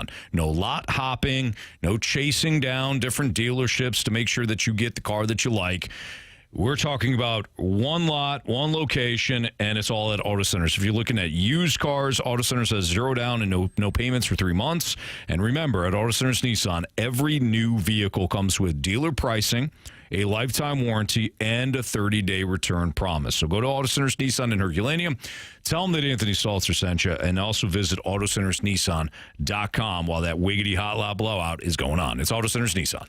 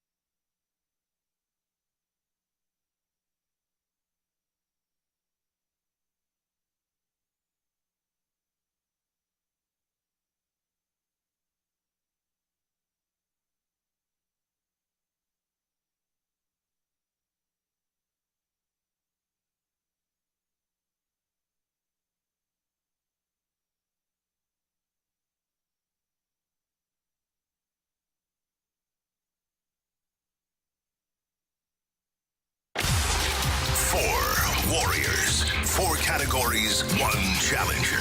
Can you survive the gauntlet? Brought to you by Blue Note Roofing. Roofing, siding, and gutters. Visit BlueNoteRoofingSTL.com for a free inspection.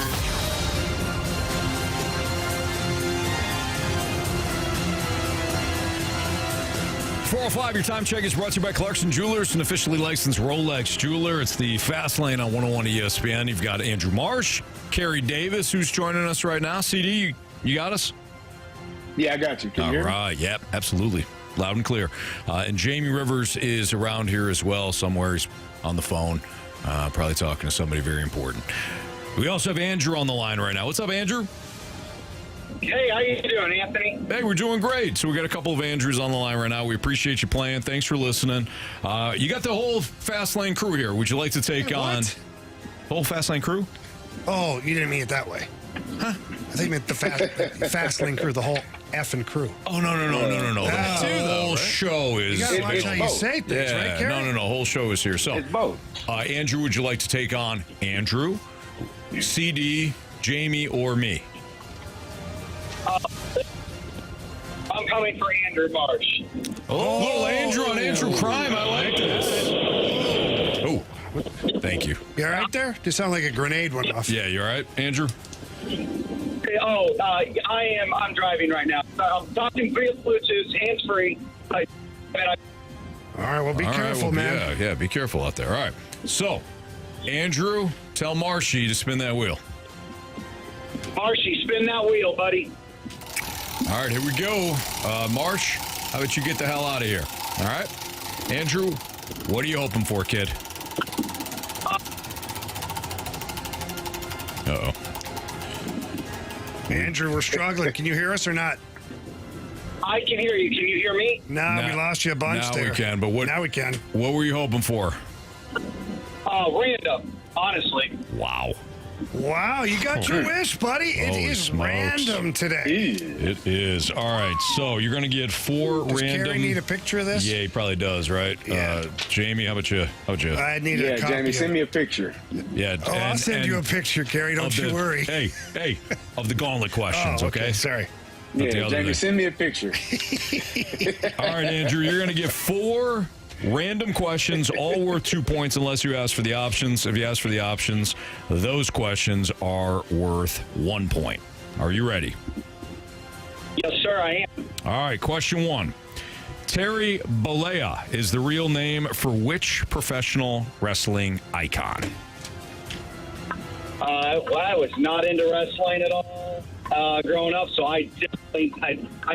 give me the name. Uh-oh. You cut out again, Andrew. You got us? I can hear you. Can you hear me? Yeah, now we can. What did you say?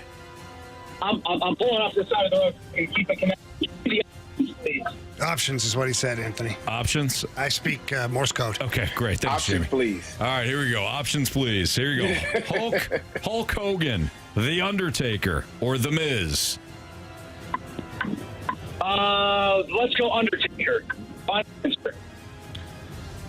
All right, Andrew, question number 2. Who is the youngest inductee voted into the International Magicians Society Hall of Fame? Man, we were just talking about this. Yeah, I for sure. Uh-oh. Yeah, we're struggling with the reception again, Andrew. What'd you say? Options. All right. Please. Is it Penn Jillette, Chris Angel, or David Blaine?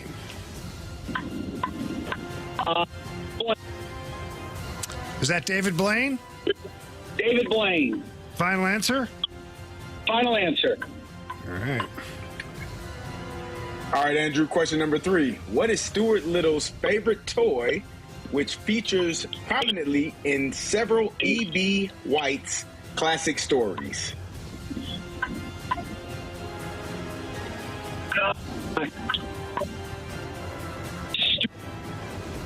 Shoot. I couldn't hear. Give me a or no.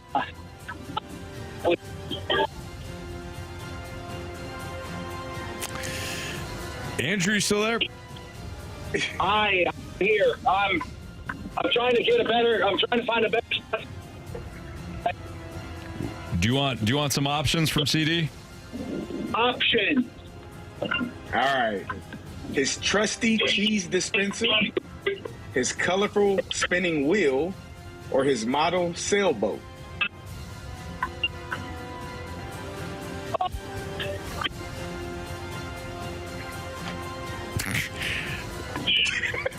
Andrew, can you repeat your answer? The first option. The first one. All right. Trusty cheese dispenser. All right. Cheese dispenser. All right. Andrew, last question. Where were crepes invented all the way back in the 13th century? Where were crepes invented all the way back in the 13th century?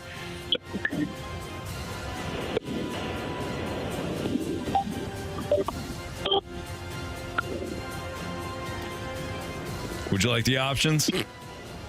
Are you country? Yeah. Let's go France. Final answer. All right. All right. Let's bring back Marsh from the cone of silence right now. Marsh, come on in. All right, Andrew, we'll try to get to a spot where maybe his reception is a little bit better. Maybe if he pulls the aerial up on the phone. Yeah, you never know. Jamie. Yep, you never know. All right, Marsh, first thing you're going to do is you're going to turn down Andrew. It's okay, we can't have him anyway. Turn him down. That's a great point. Okay. Poor guy. All right, Andrew, not his fault, but struggling with some bad reception. I feel bad for the guy. It's got to be frustrating. I've been down that road before where you're trying to talk and everybody's like, what? Then you're yelling. Yeah. Then you're like, super enunciating because you think it's you, but it's not. I feel bad for the guy. It doesn't matter. Yeah. Hey, what? Carey? All right, I said it happens. It doesn't matter when you try to over-enunciate. I'm saying All right, I thought you didn't mad at Andrew. Okay, anyways, Marsh, are you ready? Yeah. Okay, here we go. Question 1 of random trivia. Oh, man. Random trivia for you, Marshy. Of course. Question 1. Terry Bollea is the real name for which professional wrestling icon? Ah, jeez. If you don't know this, you lose, I'm gonna be so you lose your wrestling card forever. Options. Hulk Hogan, The Undertaker, The Miz. I'm going to go with Hulk Hogan. Final answer. Question 2. Who is the youngest inductee voted into the International Magicians Society Hall of Fame? The youngest, like at the time or like now? I think it's in ever, Bob. In ever, Bob. The youngest. All right, can you repeat the question? Yeah, who's the youngest inductee voted into the International Magicians Society Hall of Fame? Well, there's two names that come to mind. David Blaine and Chris Angel.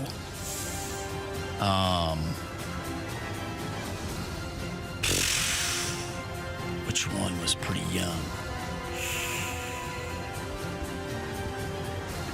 And I'm gonna go with David Blaine. Final answer. Question number 3. What is Stuart Little's favorite toy, which features prominently in several of E.B. White's classic stories? I believe it's that little red car, if I'm not mistaken. I don't know, like, if there's a specific name for it, so I guess I'll use the options, but I'm pretty sure it's that little red car. Either that or it could be the remote-controlled sailboat, too. But I'm thinking of the movie. I don't know if that was in the book. Let's use the options. His trusty cheese dispenser, his colorful spinning wheel, or his model sailboat? Model sailboat. Final answer. All right, final question here, Marsh. Where were crepes invented all the way back in the 13th century? Crepes. I believe that had to be, are we looking for a country or like a city in a country? I guess you won't tell me. Crepes. Ricky Booby. Give me France. Final answer. All right, here we go. Andrew versus Marsh. Random trivia. Well, let's go with the last question. Where were crepes invented all the way back in the 13th century? You both said France. Correct answer is... It is indeed the French. France. Nice job, guys. Neither of you used the options on that one, so we get a 2-2 tie. Who is the youngest inductee voted into the International Magicians Society Hall of Fame? You both said David Blaine. Correct answer is, Carey. Chris Angel. No! Oh, yes. Damn it! Mind freak. Chris Angel. Chris Angel is the correct answer. Marsh had both magicians on the brain there. So we're still tied, 2-2. What is Stuart Little's favorite toy, which featured prominently in several of E.B. White's classic stories? Andrew went with his trusty cheese dispenser. Marshy went with his model sailboat. Correct answer is... Good thing Marshy took the options. It's the sailboat. Marsh up 1. Comes down to this. Let's see where this is going. Terry Bollea is the real name for which professional wrestling icon? Andrew said The Undertaker. Marsh went with Hulk Hogan. If it's Hulk Hogan, Marsh wins. If it's The Miz, Marshy wins. If it's The Undertaker, well, we got a walk-off. Carey? Yeah, very disappointed that he needed the options and he chose Hulk Hogan. It is Hulk Hogan. Andrew. You have chosen poorly. You lose. Not today. Sorry, Andrew, we got you 4-2 today. Marshy wins 4-2. Oh, it's all good. I apologize for the bad reception on my end, guys. Don't you worry about that. No. Not a problem. Come on. It happens, buddy. Don't worry about it. Don't worry about it. It's all good. We appreciate you listening. Thank you. The most frustrating part was I could hear you guys the whole time. All the of questions. course. Of course. Yeah, that's how it always. That's how it always works. Absolutely. Now you're crystal clear. Welcome to technology. Yeah. Yep. All right, Andrew. Thanks for listening. Thanks for playing. Good job, Andrew. Thank you very much. Congratulations, Marsh. You guys have a great day. Stay cool out there. It's hotter than 80s. Yes, it is. Thank you. Thank you very I heard much. that. Thank you. Take care. Evil Zerling in the Snake Pit said, that we, Fastlane, we should have got rid of him. What? And I responded that we love this show, but we're not going to kill anybody. Now, he said nobody said kill, but I can feel a wink from him. Yeah. Well, don't be putting words in his mouth. Whose mouth? Evil Words on Zerlings. I don't think text message. I don't think he would appreciate that. No. Marshy, congratulations. Thank you. Congratulations. Just for clarification, I grew up, first couple years of my life watching wrestling. Then I went like 15 years without watching it. Yeah, and no. Then I got back into it after not this past WrestleMania, but the one before it in Philly. Okay. And so, just take a break on me, okay? I'm not that big of a wrestling guy. It's Terry Bollea, bro. It's Hulk Hogan. I did that. It's Hulk Hogan. I don't care what his real name is. Come on. Hulk Hogan. Yeah, but come on. I got it right. He even had his own reality show where his wife calls him Terry. He even has that reality show where he, you know what? What's trending? He had a reality video, too, Anthony. What's trending is next on 101 ESPN.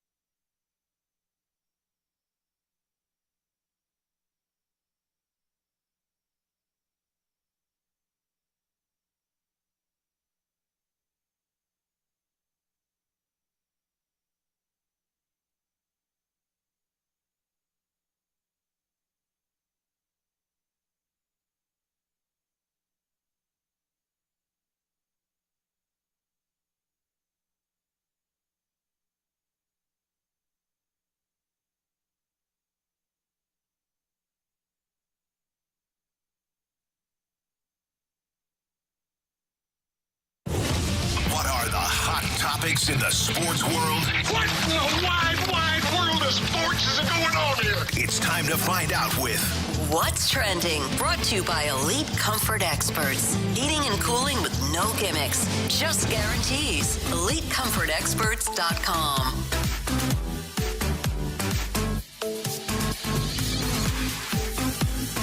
Welcome back to the Fast Lane here on 101 ESPN with Anthony Stalter, Jamie Rivers, and Carey Davis. I'm Andrew Marsh, and it's time for What's Trending. Gentlemen, the big news of the day. Erick Fedde, DFA'd. Carey Davis has not been able to... Why? Yeah. No, Anthony, because he's not a great pitcher. Our pal Carey has not been able to talk about Erick Fedde. Oh, man. Does Carey have his volume on? Can you hear me? Yeah, Carey, we can hear us. Turn your damn volume down, all right? Is my volume down? What's going on? What happened? I think your computer and your headphones are picking up the volume. All right. Listen, technology, man. I don't know. Is that better? That's better. I don't know. That's better. I don't know. I don't know. We're talking, and then we also hear ourselves talking in the back. Is it going now? No, sir. You and Andrew, I tell you what. I didn't do anything. I don't know what the hell's that. All right. You know what? Let me hang up. Carey, hang up the damn phone. Marshy, drop Call us Carey. back. Get rid of Carey. Drop him. Carey's been dropped. Well, I was going to ask Carey what his thoughts on Erick Fedde. No, he doesn't get to say him anymore. No, okay? we'll ask him. The snake pit is right. The snake pit kept saying that we should have been more cutthroat with Andrew. We should have been more ruthless. One guy even suggested that we murder him, which is a bit far. But we are not going to allow. We're not going to allow Carey to also ruin this fine program. Okay? Carey's one of our guys, though. Oh. I want Carey on this program. So do I. It didn't sound But like we it have right to there. drop him. Well, yeah, we have. In those circumstances, you got to get tough.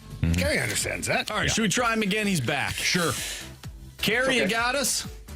I got you. How about now? Testing. Check. Can you hear me? Yeah. Nice. We're totally back. We're back. All right, so All right. Carey. Erick Carey Fedde. Davis. All right. There's the delay. Oh, man, I try so hard to speed that up when I'm on the road. It's tough. Carey, your thoughts on Erick Fedde getting DFA'd? So I saw a text yesterday. I think I just saw it again from the 816. Called him. We had a nickname. Well, Anthony came up with the nickname, the Fed Man. Mm-hmm. And the 816 called him the Fed Man Walking. And that's pretty much what it is. A Fed Man walking. Walked into the game and he walked right up out of there. I will say I'm shocked that the Cardinals decided to make that decision. Do I think it's the right decision? Yeah, you had seen enough. Even the decision to trade for him last year was one where I thought, if you were going to trade away Tommy Edman in a roundabout way and get those two, Tommy Pham and Erick Fedde, in return, I said it the entire time, I would have rather you got Crochet and Robert. Now, I know Louis Robert hadn't been playing well this year, but hell, it would have been a much better upgrade getting those two, one outfielder and one pitcher in comparison to the two that you did get. And neither one of those guys are on the team a year later. So you lost Tommy Edman, I guess, for nothing? I don't know. It was interesting. We got I think Marshy texted the group as soon as he gave up the first solo home run to start the game off, and from there on, it was essentially what Erick Fedde had been doing pretty much all year, and it was time. So I'm not thrown off or not confused by the decision at all. Just confused that it took that long. I do think Erick Fedde, regardless of what we think of him as a pitcher, I do think that he handled himself like an absolute pro throughout this entire ordeal.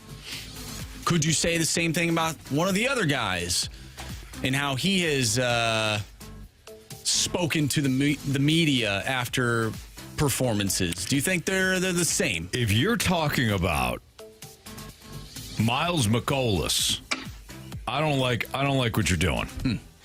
Sure. Has he been snake bit a couple of times when that soft contact finds the bleachers? Yeah. Soft contact. Yeah.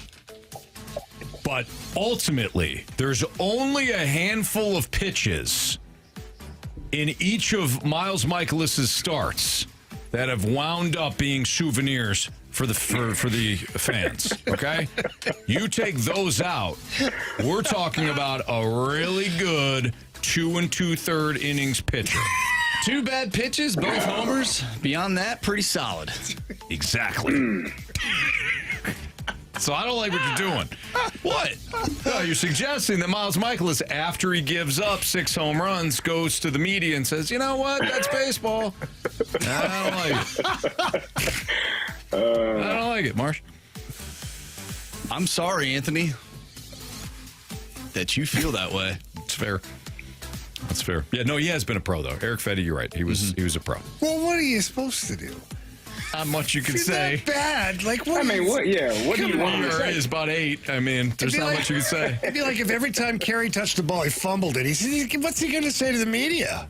Stalter on the fumble. What do you? That was one There you go. time. It was one time. That's all he needed. My only punt return of the year, but it was once. Okay. But I will tell you guys what my coach told me about telling them doing something one time. I will have to tell you later, though. Oh, yeah. Oh, yeah. Oh, yeah. No, you've told us. Yeah. Nah, He's absolutely right, by the way. You told us. He's 100% correct. You know what? I take Anthony it back. knows. I take back what I said. All right. NFL top 50 players heading into the 2025 season. There's 46 through 50 we're going to cover. There's one name on this at 50 that is definitely going to shock, dismay, and I don't know, something else, some other adjective. Tick off CD. We'll tell you what it is next on 101 ESPN.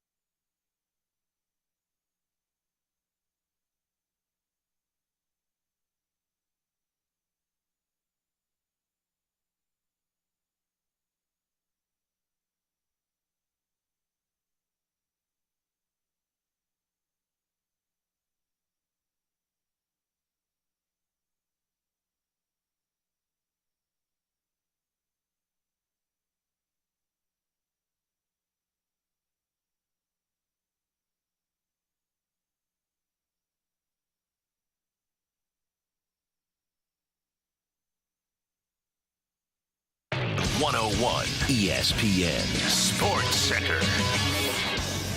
I'm Andrew Marsh. It's time for a Sports Center update driven by Johnny Londoff Chevrolet and Johnny Londoff Autoplex. Unfortunately, we've been talking Cardinals baseball all day long, and they trail 6-0 in the top of the ninth inning to the Colorado Rockies. They are in danger of losing 2 of 3 against Colorado.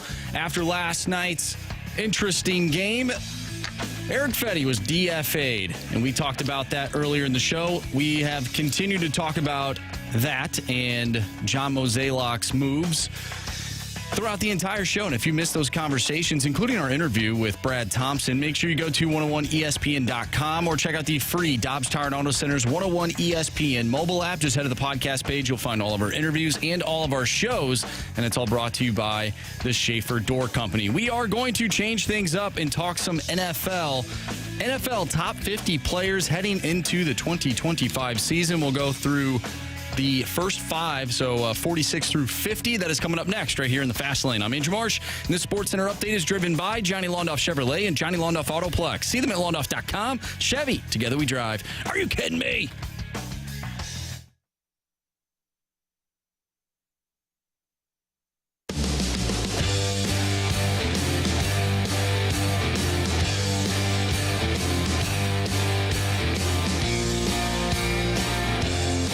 Time to leave us a Scott Lee Heating Company mic drop via the Dobbs Tire and Auto Center's 101 ESPN mobile app as John Mozeliak's mishaps change your perspective on Oli Marmol. Feel free to leave us a mic drop. It's Fastlane on 101 ESPN, as Marsh said in the Sports Center update. Little pit stop for the NFL. Carey, there's a name on Marsh. This was what, PFF's list, I believe? Yes. Yes. PFF's list, Pro Football Focus, ranked the top 50 players heading into the 2025 season. Okay, so this is the NFL top 50 players heading into the 2025 season. 46, Jahmyr Gibbs for the Lions, who I think, quite frankly, could become the face of the Lions offense when it's all said and done, especially with the new offensive coordinator. 47, Rams defensive end Jared Verse. 48, Jamie's guy, Mike Evans, wide receiver for the Bucs. Yes. 49, Josh Jacobs, running back for the Packers. And number 50, Jalen Hurts of the Super Bowl winning Philadelphia Eagles. Carey, does that make you incredibly ticked off? Yeah, I think that's very high. But, I have to look at the list. Like, Mike Evans, where he is, I think the further down on the list is usually for like younger guys. Jared Verse, second-year player. Mike Evans, a little bit longer in the tooth. Jahmyr Gibbs being at 46 feels like a very high number. I feel like he should be lower. He is explosive as all get out and just a playmaker, a big play waiting to happen. Jalen Hurts, you said this, Anthony. Where did the Eagles finish their season? Number 1. Okay. What did he do in that game? Threw for 567 yards and 9 touchdowns. Yeah. No, it wasn't 9. Well, it felt like it. They were up by like 40 at one point. Yeah.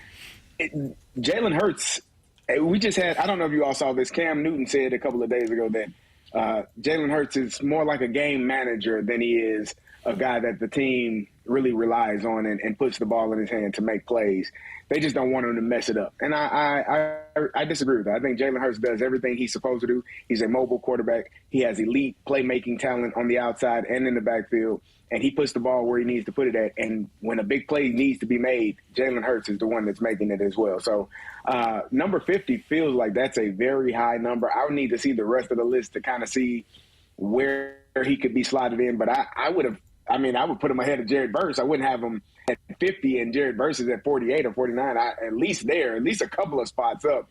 Jared Verse, like I said, had a great season, but he didn't win the Super Bowl. And if I'm not mistaken, I think Jalen Hurts also won the Super Bowl MVP, which means he's the best player in the best game to finish off a season. So that's a high number. But I think Jalen Hurts is the kind of guy that just shows up and he doesn't worry about the outside noise. His entire career has been questioned. He left Alabama. He got his spot taken by Tua. Oh, I'm going to go to Oklahoma and have a great season. I'm still going to get drafted in the second round. There were doubts about him in Philly, took the team to the Super Bowl, signed a huge contract, took them back to the Super Bowl and won it this time. And they are my favorites to win it again. So that's a high number for old Jalen Hurts, but we'll see how the whole season plays out. I love Jalen Hurts. I do. I think that when you look at his, you mentioned his brief history. It's not only that he was replaced by Tua, he was replaced at halftime by Tua in a national championship game, and was the first guy to run off the sidelines when Alabama defeated Georgia that night to congratulate Tua. And it was genuine, too. I mean, you could see it from the camera. He stayed at Bama because it was important for him to graduate from the University of Alabama. So he stuck at Bama. He backed up Tua up until the point where it was the SEC championship game where Tua got hurt and Jalen Hurts took over and helped Alabama win that SEC championship game. Then, of course, went to Oklahoma and, eventually into the NFL. But you're right, he's been doubted his entire life. I don't know if Jalen Hurts fits in every single system and he wins in every single system, but he sure as hell is a perfect fit for what the Eagles are trying to do.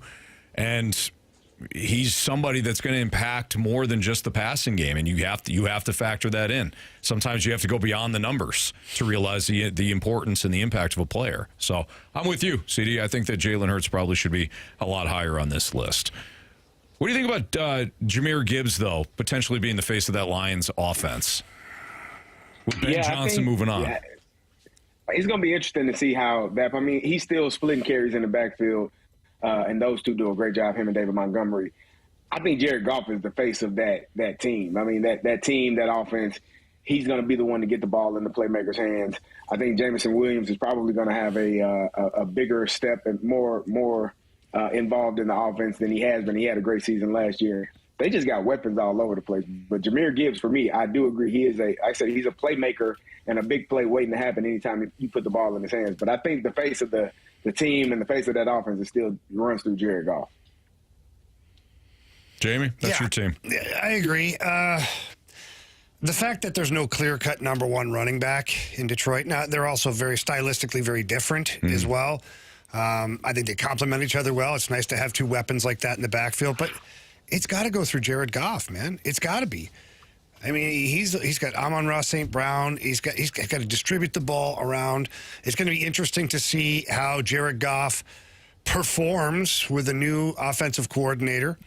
I don't think it's going to be that drastic of a change. But again, I've never played in the NFL yet. So who knows? There's still time. Thank you, Carey. Yes, yet.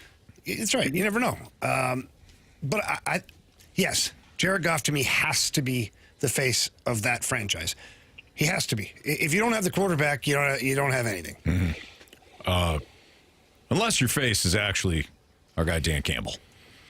Well, okay, so take it. Yeah, Dan Campbell. If you don't have a kneecap, you don't have anything. Dan Campbell is the face of the franchise. There's no doubt about it. As far as the encompassing all of the franchise, like when you think of the Lions, you think of Dan Campbell, this big monster that pounds 1,700 coffees a day and wants real lions on the field at training camp. Damn right, yeah. Absolutely. But then for on the field, like the actual players, I think the face of the team that's playing has to be Jared Goff. This is interesting. All right, Lions. What player you think of? Barry Sanders. Yeah, me too. Gary? Barry. Marshy? This is gonna be the test. The Lions? Yeah, Lions. Who do you think of? Right away. Quick. Right away. Megatron. Yeah, I knew it. I knew it too. I was about to say Megatron at the same time as you said it. I thought he was going to do.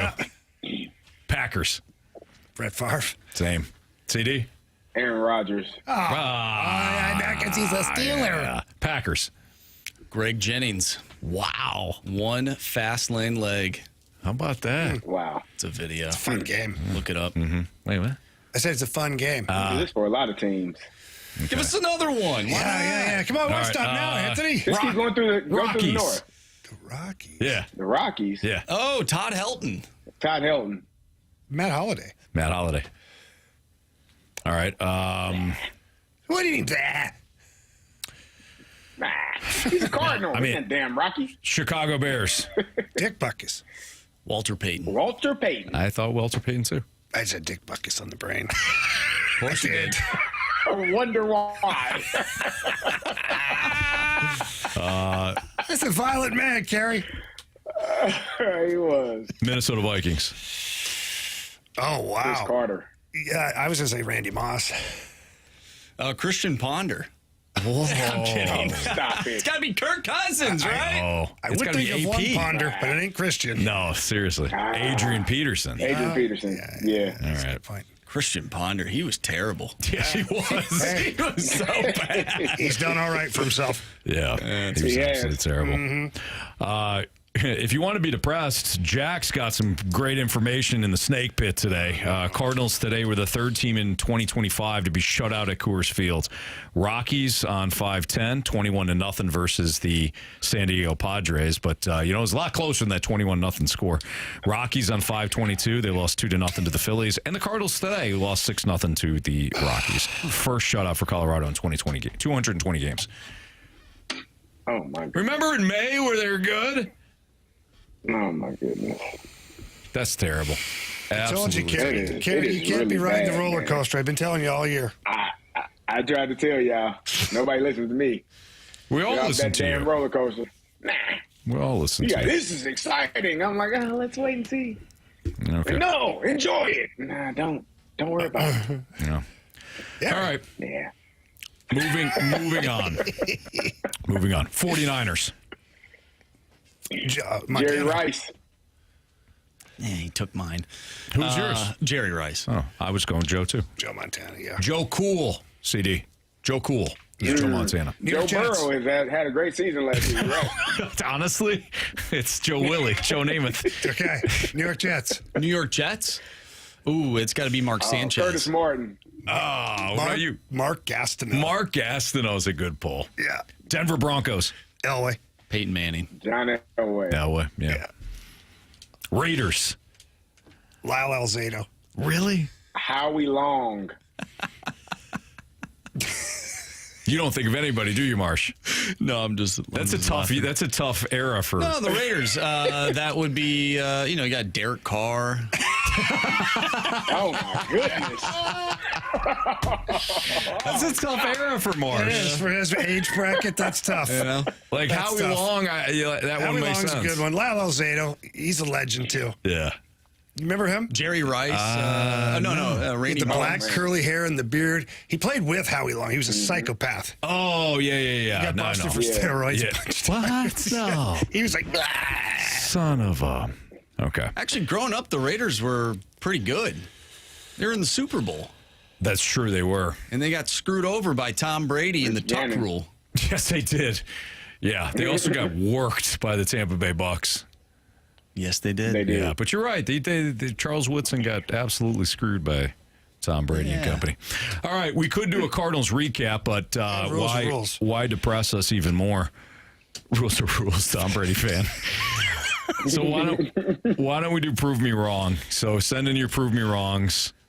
314-399-9646. We'll do Prove Me Wrong next. We'll anything that you want us to attempt to prove wrong to Judge Andrew Marsh. That's next on 101 ESPN.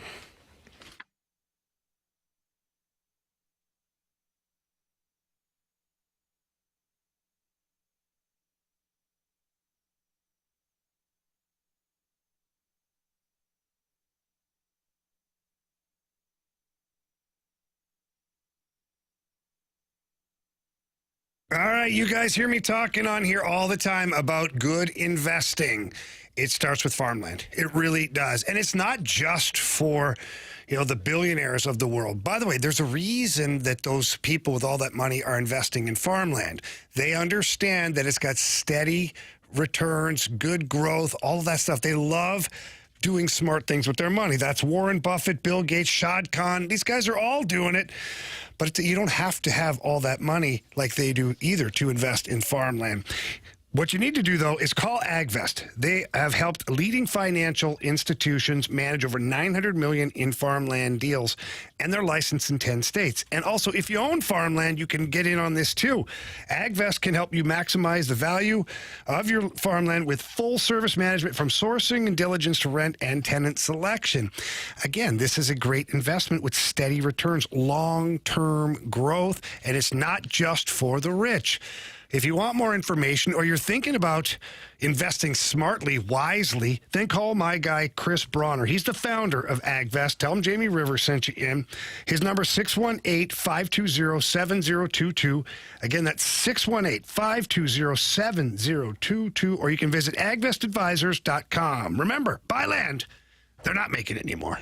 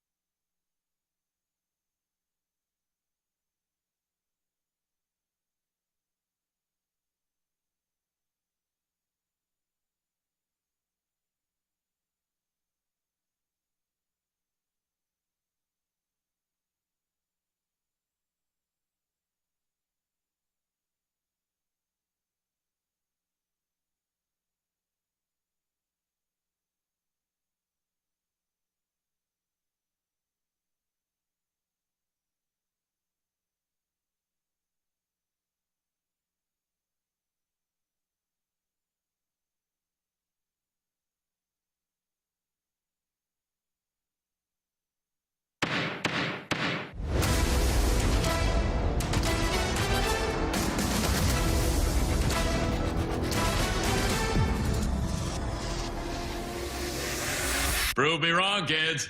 Prove me wrong.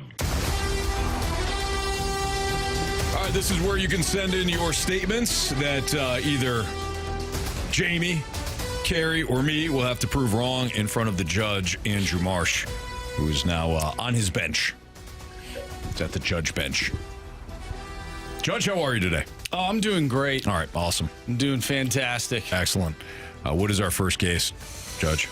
All right, from the 636, prove me wrong. John Mozeliak will go down as the worst GM in St. Louis sports history. He turned a blue chip org into a dumpster fire and only had success with Walt's fingerprints still on the org. He has destroyed every positive aspect of this organization. Really? Worst in St. Louis sports history? Is that that's what they said? That's what it says. Yeah. Let me introduce you to a guy named Mike Keenan, who was general manager of the St. Louis Blues. He was head coach as well, but general manager as well.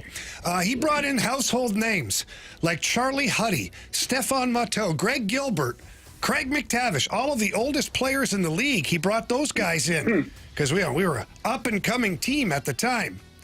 Right? Mm-hmm. Yeah. He, by the way, he brought in Wayne Gretzky and then chased him away because he pulled a contract off the table. The great one, Wayne Gretzky, Wife, born and raised in the area, wanted to not only be a St. Louis Blue, he wanted to retire a St. Louis Blue. Son of a bee. But Mike Keenan robbed us of that. He robbed us of future seasons of championship hockey because of moves like that.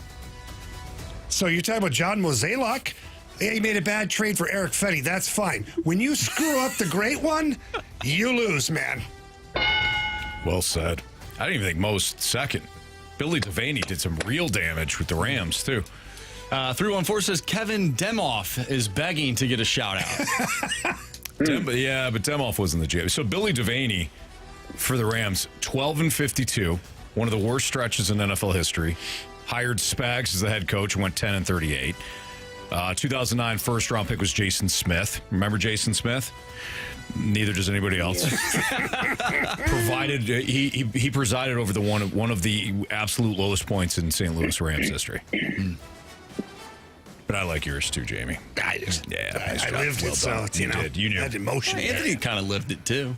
Yeah, that's true. You were stuck. To talk at about those it. games. Oh yeah, Billy Devaney. Yeah. You know what? Yeah, It's at the end, tail end one. Yeah. All right, we get one from the 314. Speaking of the Rams, the DeWitts are tarnishing the Cardinals brand like Kroenke did with the Rams. Nobody will tarnish the brand of anything more than Stan Kroenke. I think there's some football fans that would also agree with that. This is the same man who not only ripped the team out of St. Louis, but decided to set fire to the city along the way too. He didn't just take the team; he tried to take our souls too. Yes.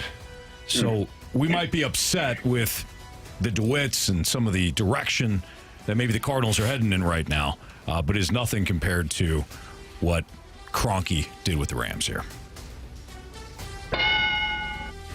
From the 557, prove me wrong, the Dallas Cowboys do not deserve to have the opening Thursday night football game. Kill it, CD. I mean, you're America's team. You're America's team. What else do you want to be doing other than watching America's game with America's team? They deserve it more than any other team I could think of. They're playing the Philadelphia Eagles, and there's going to be a bloodbath more than likely, but you're going to tune in. Why? Because Cowboy fans are obnoxious. They have a belief unlike anyone else, and they're going to be eyeballs on that TV set because people either love the Cowboys or they hate them. And if it's America's game and you got America's team, all of America will be tuned in, and that's why they are in that game. You're not wrong, Carey. You're not wrong at all. People like watching those Cowboys lose, and I think they'll lose in week one. Instead of watching them lose on a Sunday, we'll watch them lose on a Thursday. Good call. You know? Good call. Get it done early. We don't have to watch them on that Sunday when things get going. From the 618, prove me wrong. It was a mistake thinking Torrey Krug and Nick Leddy were better options than keeping Vince Dunn. Well, at the time, it's not that you wanted to lose Vince Dunn. You had something called the expansion draft, and you could only protect so many players at that point. And Vince Dunn, as well as he's played here recently, still, it's erratic, his play. And you can tell because the Seattle Kraken haven't been able to do anything of value since their inception to the league. They made the playoffs in 1 year, I believe. Vince Dunn's fine. He's a really good player, but he's not great. And he wasn't great here. And he was buried behind other guys who had better resumes and at the time were better players. You know, it's easy to fast forward 3 or 4 years later and say, oh, well, Torrey Krug, now he's injured, may not ever play again. Well, you didn't see that coming. In fact, Torrey Krug was one of the highest scoring defenseman power play points in the NHL at the time when you got him. So you can't tell me Vince Dunn was going to replace that. So at the time, Doug Armstrong made the decision that he had to make, and his hands were tied on this because of the expansion draft as well. So, sorry, just can't do it. I'll give it to you. Yeah, you will. All right, from the 636, John Mozeliak is solely responsible for damaging the Cardinals brand. Ooh, I like that. Like it so much, we'll make it the biggest question of the day next in the Fast Lane on 101 ESPN.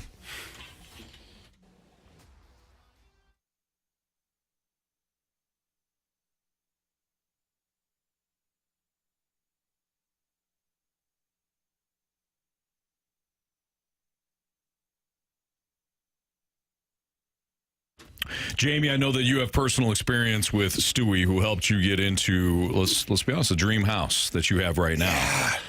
Stewie's also the guy that I have called countless times on his personal cell phone number, which we'll give in a second here.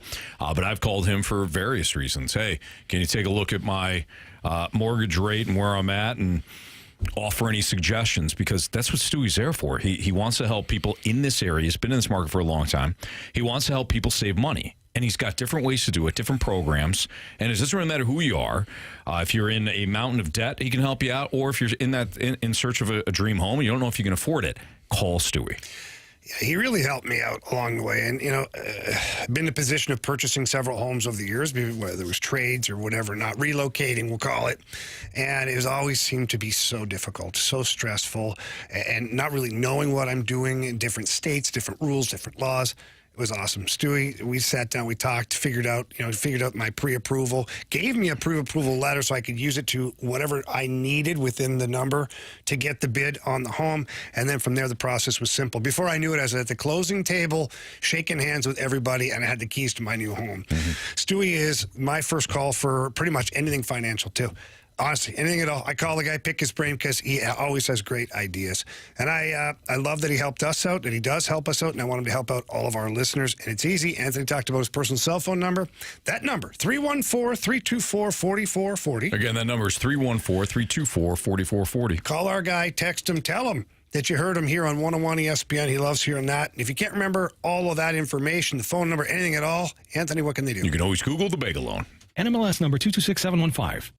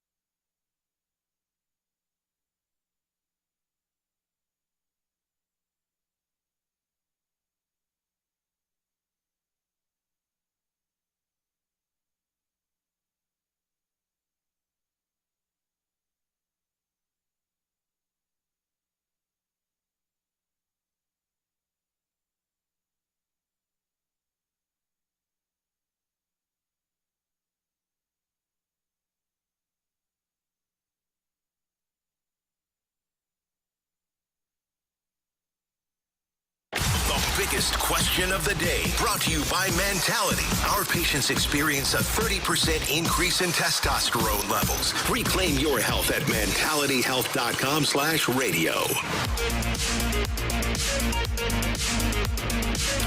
It's a Fast Lane on 101 ESPN 505. Your time check brought to you by Clarkson Jewelers, an officially licensed Rolex jeweler. Carey Davis is joining us from the Big Ten Media Days in Las Vegas. We'll be back in studio tomorrow with Jamie Rivers and Andrew Marsh and Anthony Stalter. And we got this in the Prove Me Wrong segment.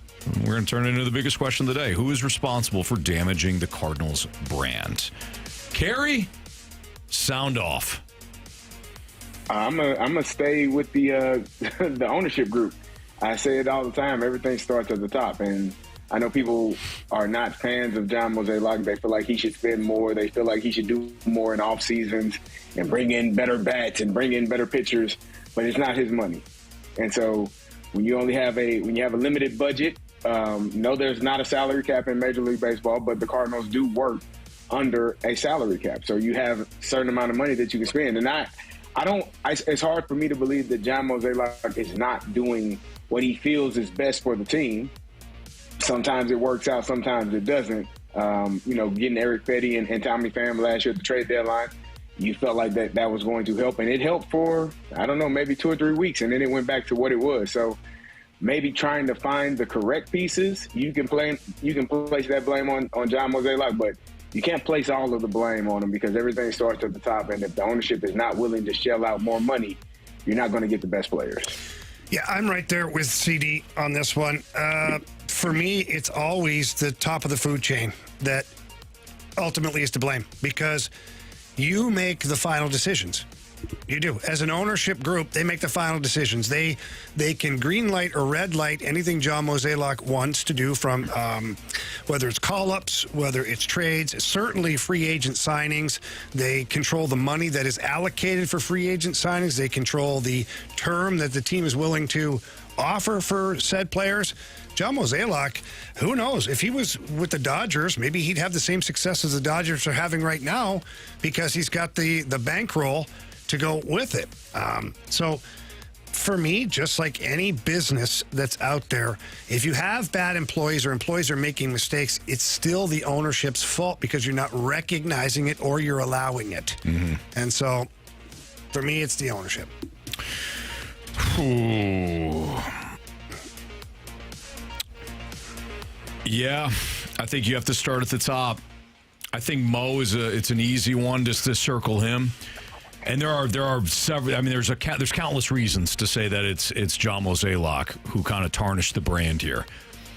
He was once the architect of the 2011 World Series championship, a part architect, and then he also, let's not forget, got the Cardinals back to the World Series several years later when they lost to the Red Sox. But Mo has recently become kind of the arsonist too. Like, if he was the architect at one point, he's also set this house on fire. The pitching negligence, I think, has been the biggest issue. Year after year, failing to invest in elite pitching or developing arms internally has sunk the franchise. Now, we can parts and parcel some of the things that happened, including some injuries along the way, but John Mozeliak, has almost taken this, we like our team, we're good, philosophy. But that philosophy has been allowed because of what you said, CD, and what you said, Jamie. It has been allowed because the DeWitts have had the silent hand in all of this. And let's not forget that at one point, Bill DeWitt Jr. said baseball isn't very profitable. He said baseball isn't very profitable. I bet he'd like a take back on that one. Industry isn't very profitable. No take backs. I would like to know, though, it is fascinating to me. Because, obviously business, it gets me. Like, my brain starts to go crazy when I think of, like, numbers and margins and profitability and things like that. Well, we don't do math here in the Fast Lane. No, not here I don't.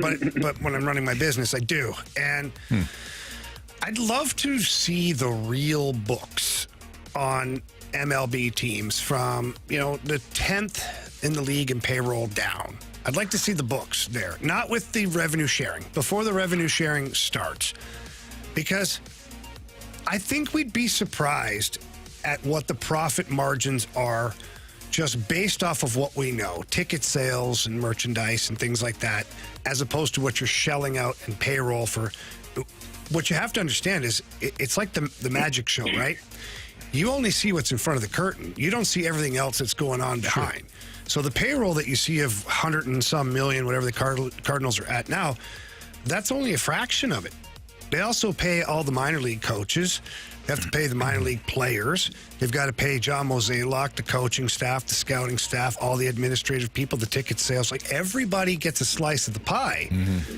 And so when all is said and done, it's not that baseball isn't very profitable, because I think that was a mistake to say it that way. I think what he would rather say is, I think you'd be surprised at our profitability overall. We're doing well, but I think you'd be shocked to see that it's not as crazy as some people think it is. Now, where he missteps on all that is the fact that they bought the team at a very low price, and now it is like quadrupled in value, that in the billions now, as opposed to the hundreds of millions. So that right there is what I would call a really solid investment too. Yeah. Can I take it? And that's exactly what I was going to say. I didn't mean to cut you off, Marshy. That point right there, if he's talking about it's not profitable, then you should sell, because that's where the profit comes in. Like, if you're in it to make more money and you're not making enough money during the day-to-day process, cool. That's fine. You can say that it's not a profitable business, but it also is a very profitable one if you decide to sell. So Cardinal fans don't care that you're not making hundreds of millions of dollars every year and your product isn't turning a profit for you. Cardinal fans want the team to win games, and they want to see the best players, and they want to see future Hall of Famers, and they want to see October baseball. And if your response is, well, it's not profitable for us, okay, then sell it and make a profit and get the hell out of the way so someone can get in here who cares about Cardinal baseball. And I'm not saying that they don't, but I'm telling you that's probably the mindset of most Cardinal fans. Someone that cares about Cardinal baseball and wants to see games in October in Busch Stadium and have championship opportunities. That's the bottom line. So, yeah, it was he probably misspoke, and if there were some things that he could take back and not have said, I'm sure he wished that was one of them. But the profit comes when you sell. So sell the team if that's the problem. I absolutely think that there is blame to go around for a lot of people. Is it fair to say that maybe this organization is a victim of how baseball has transformed, where now it's the three true outcomes, and they felt like they needed to go out and get big bats, and we need offense, and all of a sudden they lost what actually made them a great organization? You talk about pitching all the time. They completely went away from what they were doing, pitching, just developing players in your system, and got so caught up with, well, we need the big names, we need to spend money. Well, you're not spending money on the right people because those people aren't available, because you're not in the right market for that. Could we say that they're a victim of how baseball has now progressed into what we know it to be today? Because what is their identity? A lot of Cardinal fans love Whitey Ball. A lot of Cardinal fans love, what Tony La Russa did. They all had identities to those ball clubs, and they were good teams. This team, as of the last, 5 years, probably even further than that, definitely the last 3, they don't have an identity, because they went into a completely different direction that was not what they were doing before, and they're just now figuring out that what they did was wrong. I think they were also directionless for a while. Yeah. I think that you're right, Marsh, they chose, and this is the argument I've often made, where they chose the offense, and they went down a path that they never recovered from, really. But are they a victim of it? I think they're a victim of complacency, but that's their own complacency. I don't know if they're a victim of baseball. I do want to address this. So Bring Sauce from the Snake Pit said, what does all this have to do with the brand? All these points are to why the team sucks, but the question is about the brand, not the record. I could be wrong on this, but to me, they're one and the same. A brand is what identifies you, distinguishes you, right? Distinguishes you from another, in this case, team. Well, what distinguishes the Cardinals from every other team in the National League? Their world championships. What distinguishes the Yankees? Their 27 world championships. Yeah. To me, while I understand where you're coming from, it's all one and the same. You're a brand because of what you did before, which was win consistently. So we are talking about the record or what the product is now, because that essentially affects your brand. That's my explanation on that there, Bring Sauce. Here's an example for me. I watched Sunday Night Baseball, Cubs-Cardinals. Yes, the Cardinals have a worse record than the Cubs, but all the announcers did were talk about the Cubs. Pete Crow Armstrong. They had a little graphic on how the Cubs got to where they were. And the Cardinals graphic was basically just hope and pray and maybe something magical will happen. That's not what we know Cardinals baseball to be. That was embarrassing to watch that on Sunday Night Baseball. Maybe some people saw it, maybe they didn't. Maybe they tuned out because Erick Fedde did pitch that game. But when I watched that, that was embarrassing. And to me, that's an example of the Cardinals brand is slowly diminishing, at least over the past couple of years. Yeah. They're not a team that people fear anymore. Fear? No. Absolutely not. How can you fear when you got the manatee on the mound and you got the Fed man on the mound going every 5 days? It's a tough look. And Bring Sauce responded. He said fair with the thumbs up. That was a good question. All right. So, all right. Do we all agree that it was the DeWitts in the front office? I do. All right. I'll say aye. Aye. We asked for your mic drops earlier. Your Scott Lee Heating Company mic drops. Has John Mozeliak's mishaps changed your mind or your perspective on Oli Marmol? I imagine we're going to get a handful of no's on this, but maybe I'll be surprised. That's next on 101 ESPN.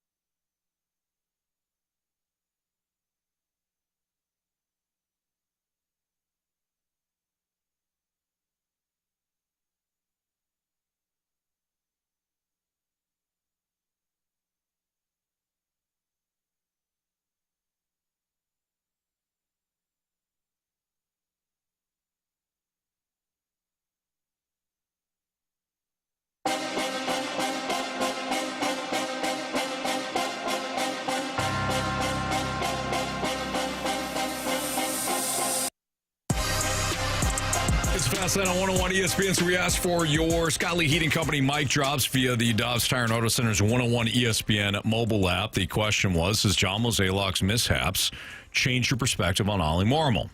My guess is we'll hear a lot of no's on this, but let's find out. Here's our gal, Lisa.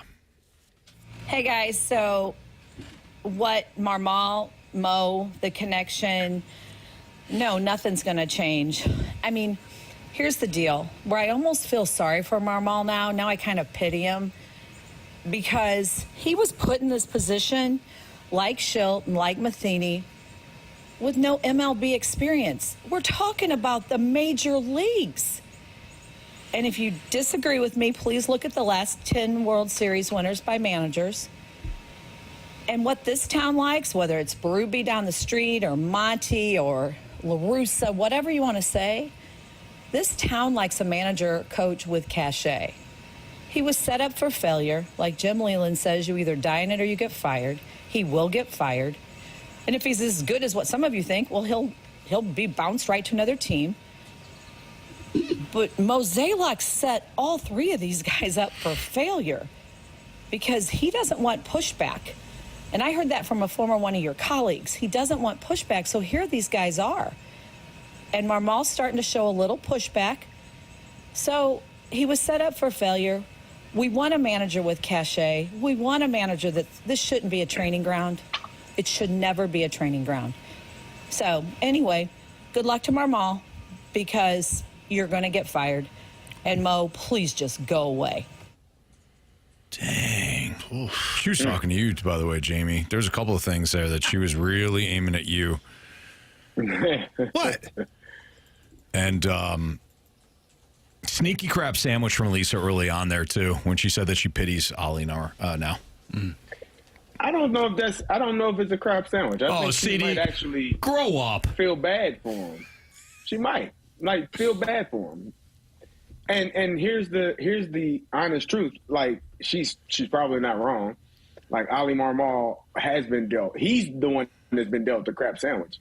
After that 21 team, 22 team, that made it to the playoffs, and had Albert and all those guys, and it was a great season, but not a great playoffs. 23 was horrible, like an epically horrible failure. 24 wasn't that much better, but they celebrated winning 83 games.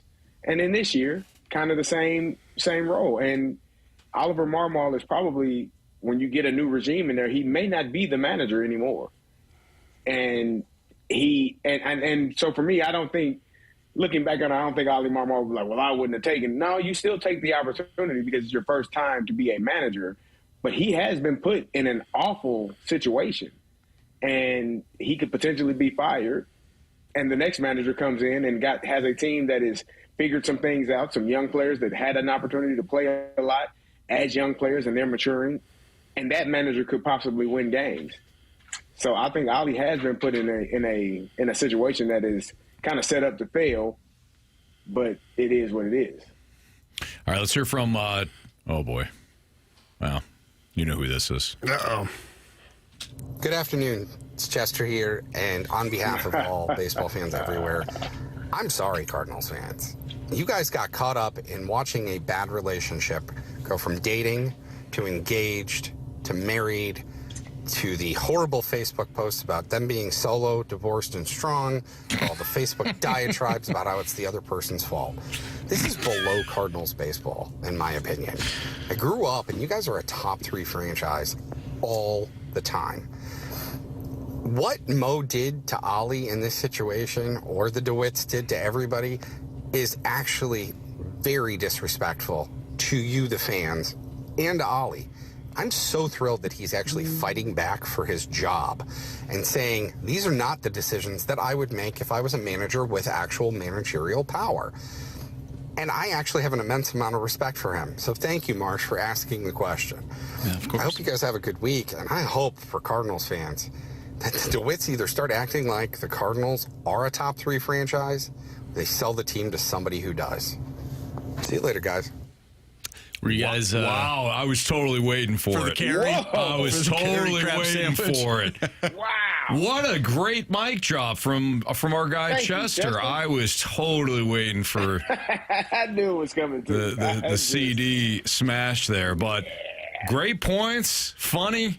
I liked how he did that with the old relationship there and going on the old creep book and seeing how well they're doing and all that. I mean, well done, Chester.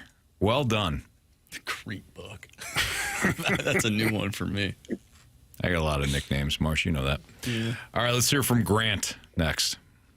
Well, guys, I think the Cardinals finally broke me.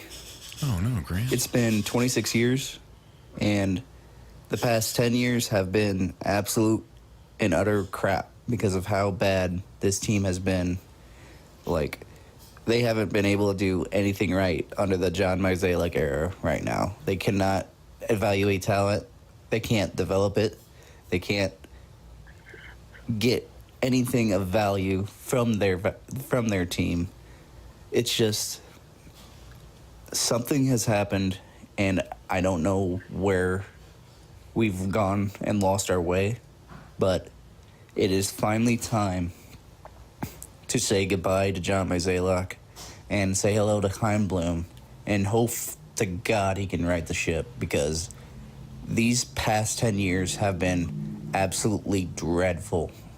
And I think it's time, for the first time in my 26 years of living on this planet, for the Cardinals to tear down the studs and start rebuilding. It is past time. You have been in the middle for far too long. Pick a path, either spend money on good players or tear down the studs.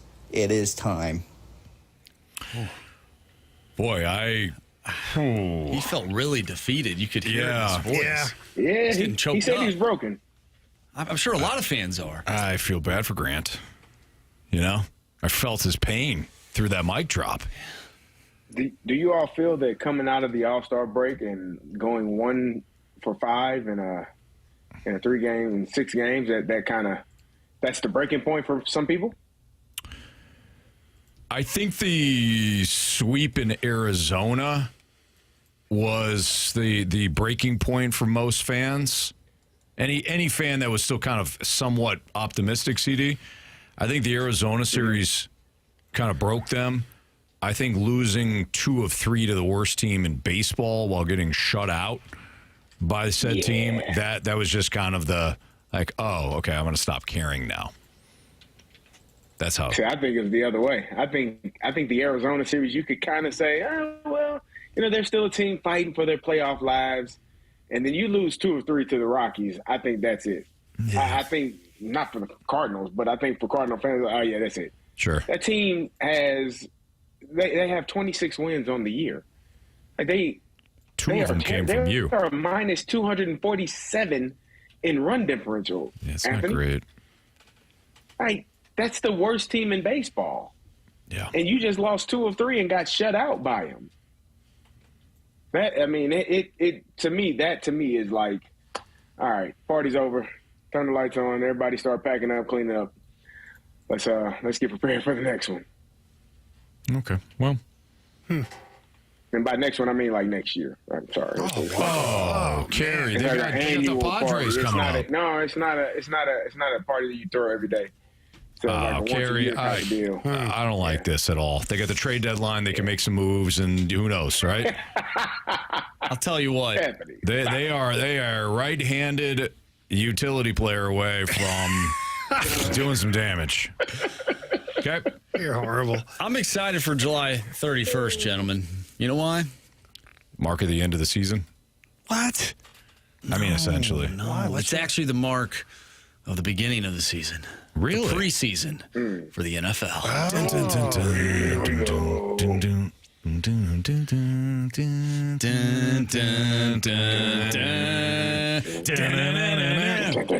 Come on, Jamie. No. He didn't get involved? No, he didn't. Not at all. Shameful, Jamie. Jamie, where are you at on this, man? I'm happy football's starting too. I don't need to do the damn jingle though. Oh, yes, you do. Hey, you remember that day that you were giving Carey crap for not doing the snake pit? Yes. That was Anthony who gave him And remember crap. when you two gave us crap for not doing the Izzy chant? Well, Izzy's different than Where is the NFL same energy football. at? I'm with you on this one. I'm actually shocked that Jamie wouldn't participate in something so much so that no, don't And you his dare. damn Don't Lions, you dare. his Lions are playing in that game. I know. It's a preseason game. Too late.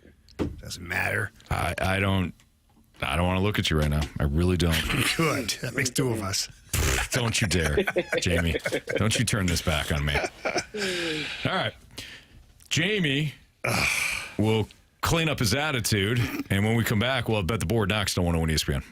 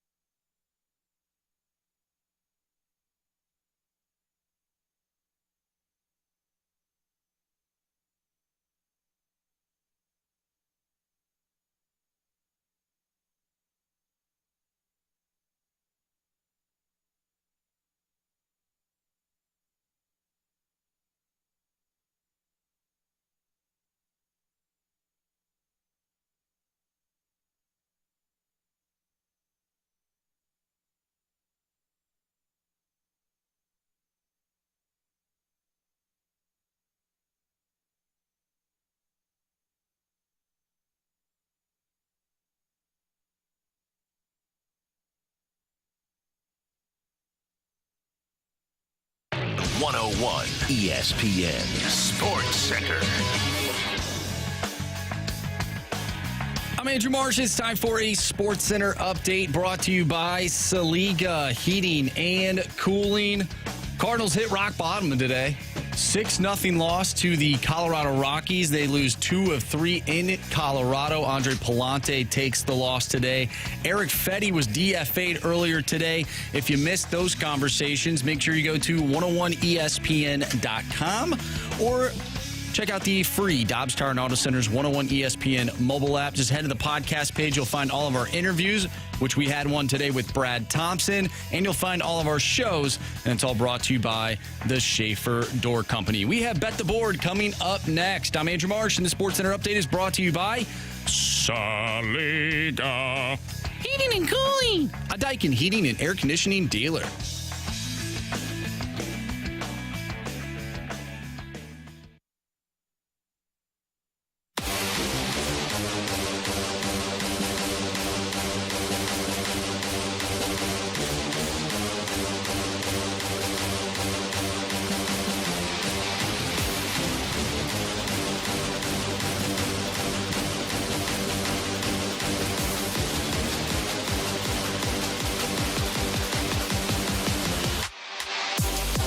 It's Fast Lane on 101 ESPN with Carey Davis from Las Vegas, Andrew Marsh, and Jamie Rivers and Anthony Stalter. Time to bet the board. Marsh, what are the latest standings, please? Well, gentlemen, all three of you did not hit last night. Some would say that is karma. I was the only one out of all four of us that hit last night, and I took the Rockies team total.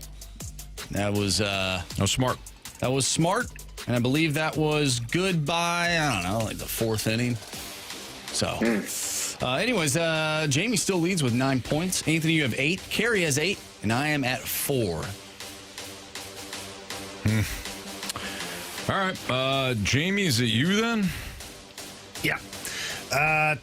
Give me Patrick Corbin and the Texas Rangers on the money line, minus 143 against the Athletics.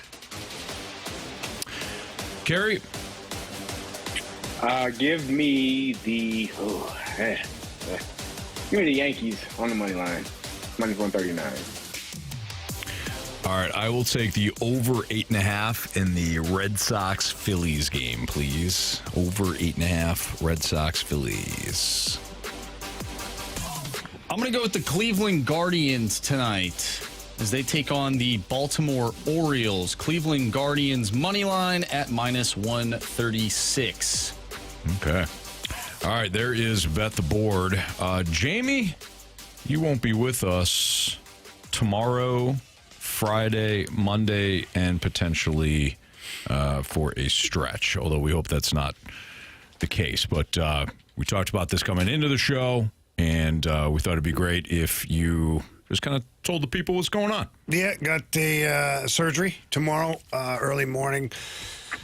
It's basically to go in and repair all the stuff that happened with my original surgery in Croatia. We joke about that, talk about that, but there's some stuff going on.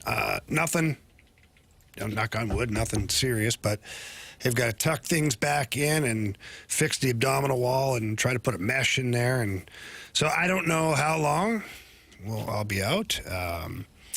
Go in tomorrow. I'll be overnight for sure at the hospital, and then kind of go from there and try to work my way back as fast as I can.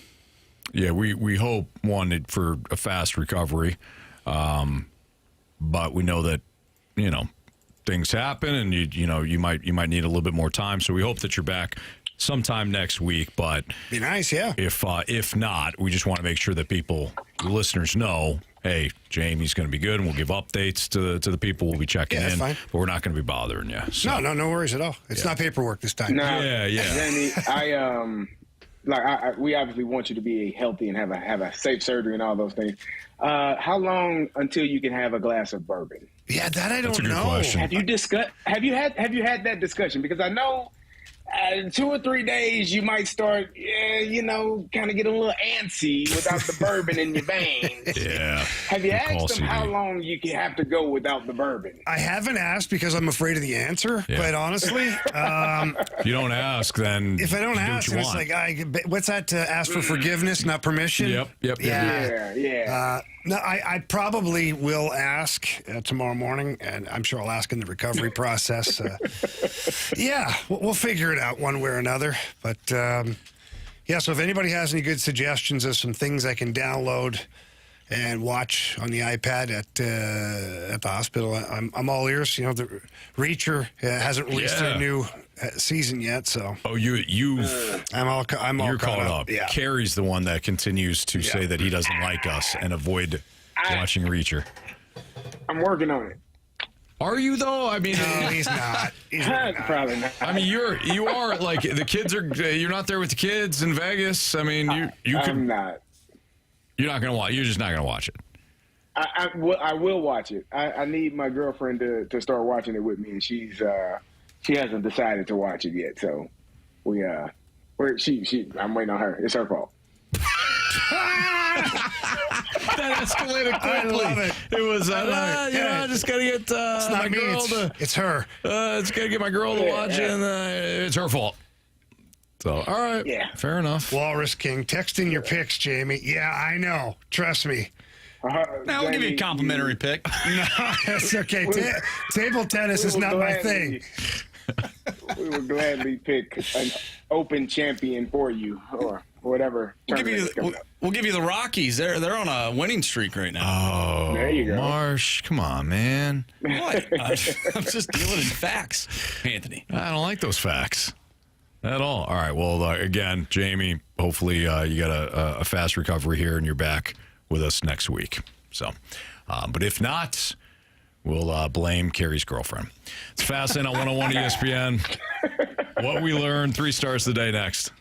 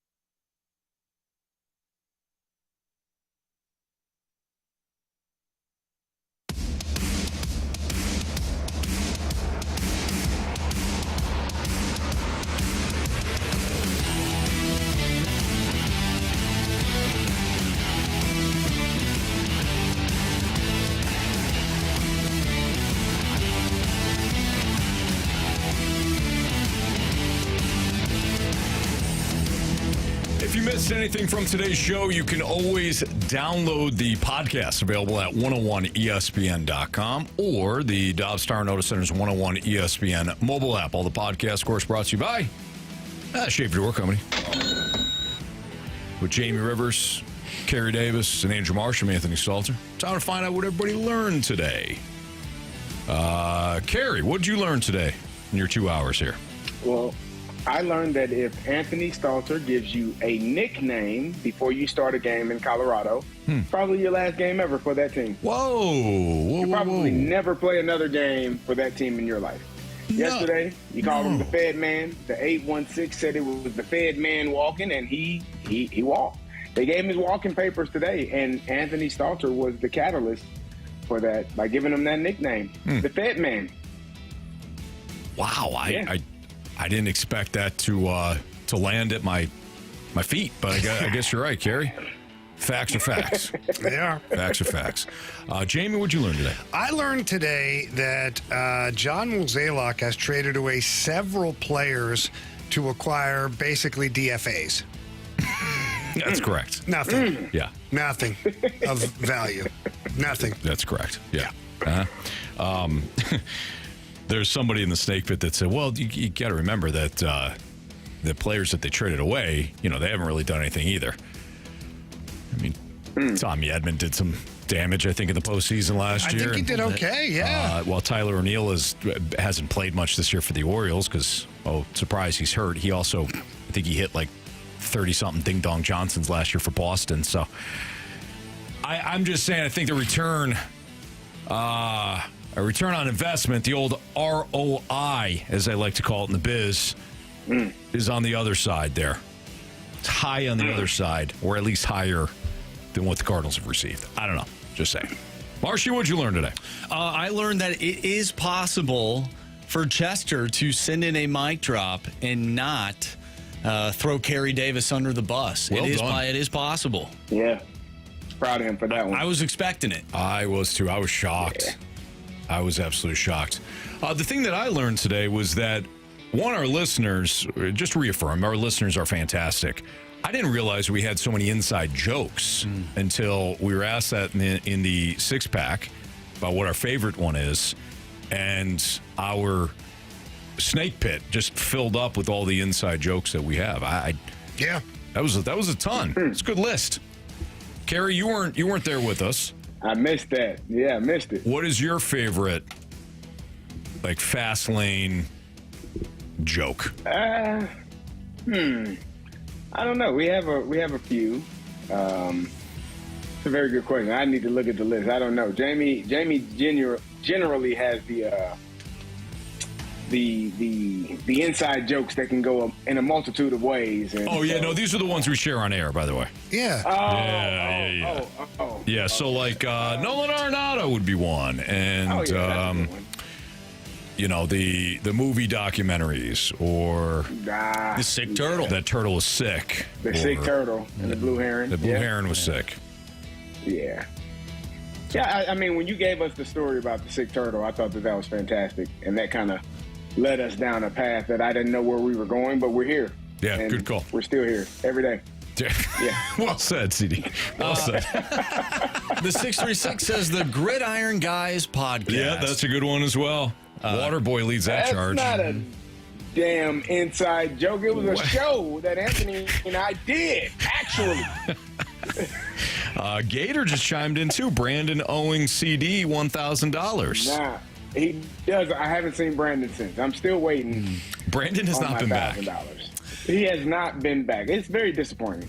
The 314 brings up one that I think could be Carey's favorite because he does it all the time.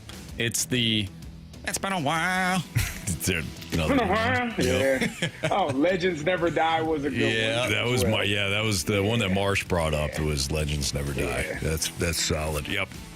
Creed being every answer to every musical song. Yep, that's a CD special. Yep. Wow, Waterboy just announced the Gridiron Guys podcast is coming back August 1st. Wow. I didn't see that announcement. Cool. Definitely. Congratulations, guys. Yeah, thank you. Yeah, it'll be good. Check my email.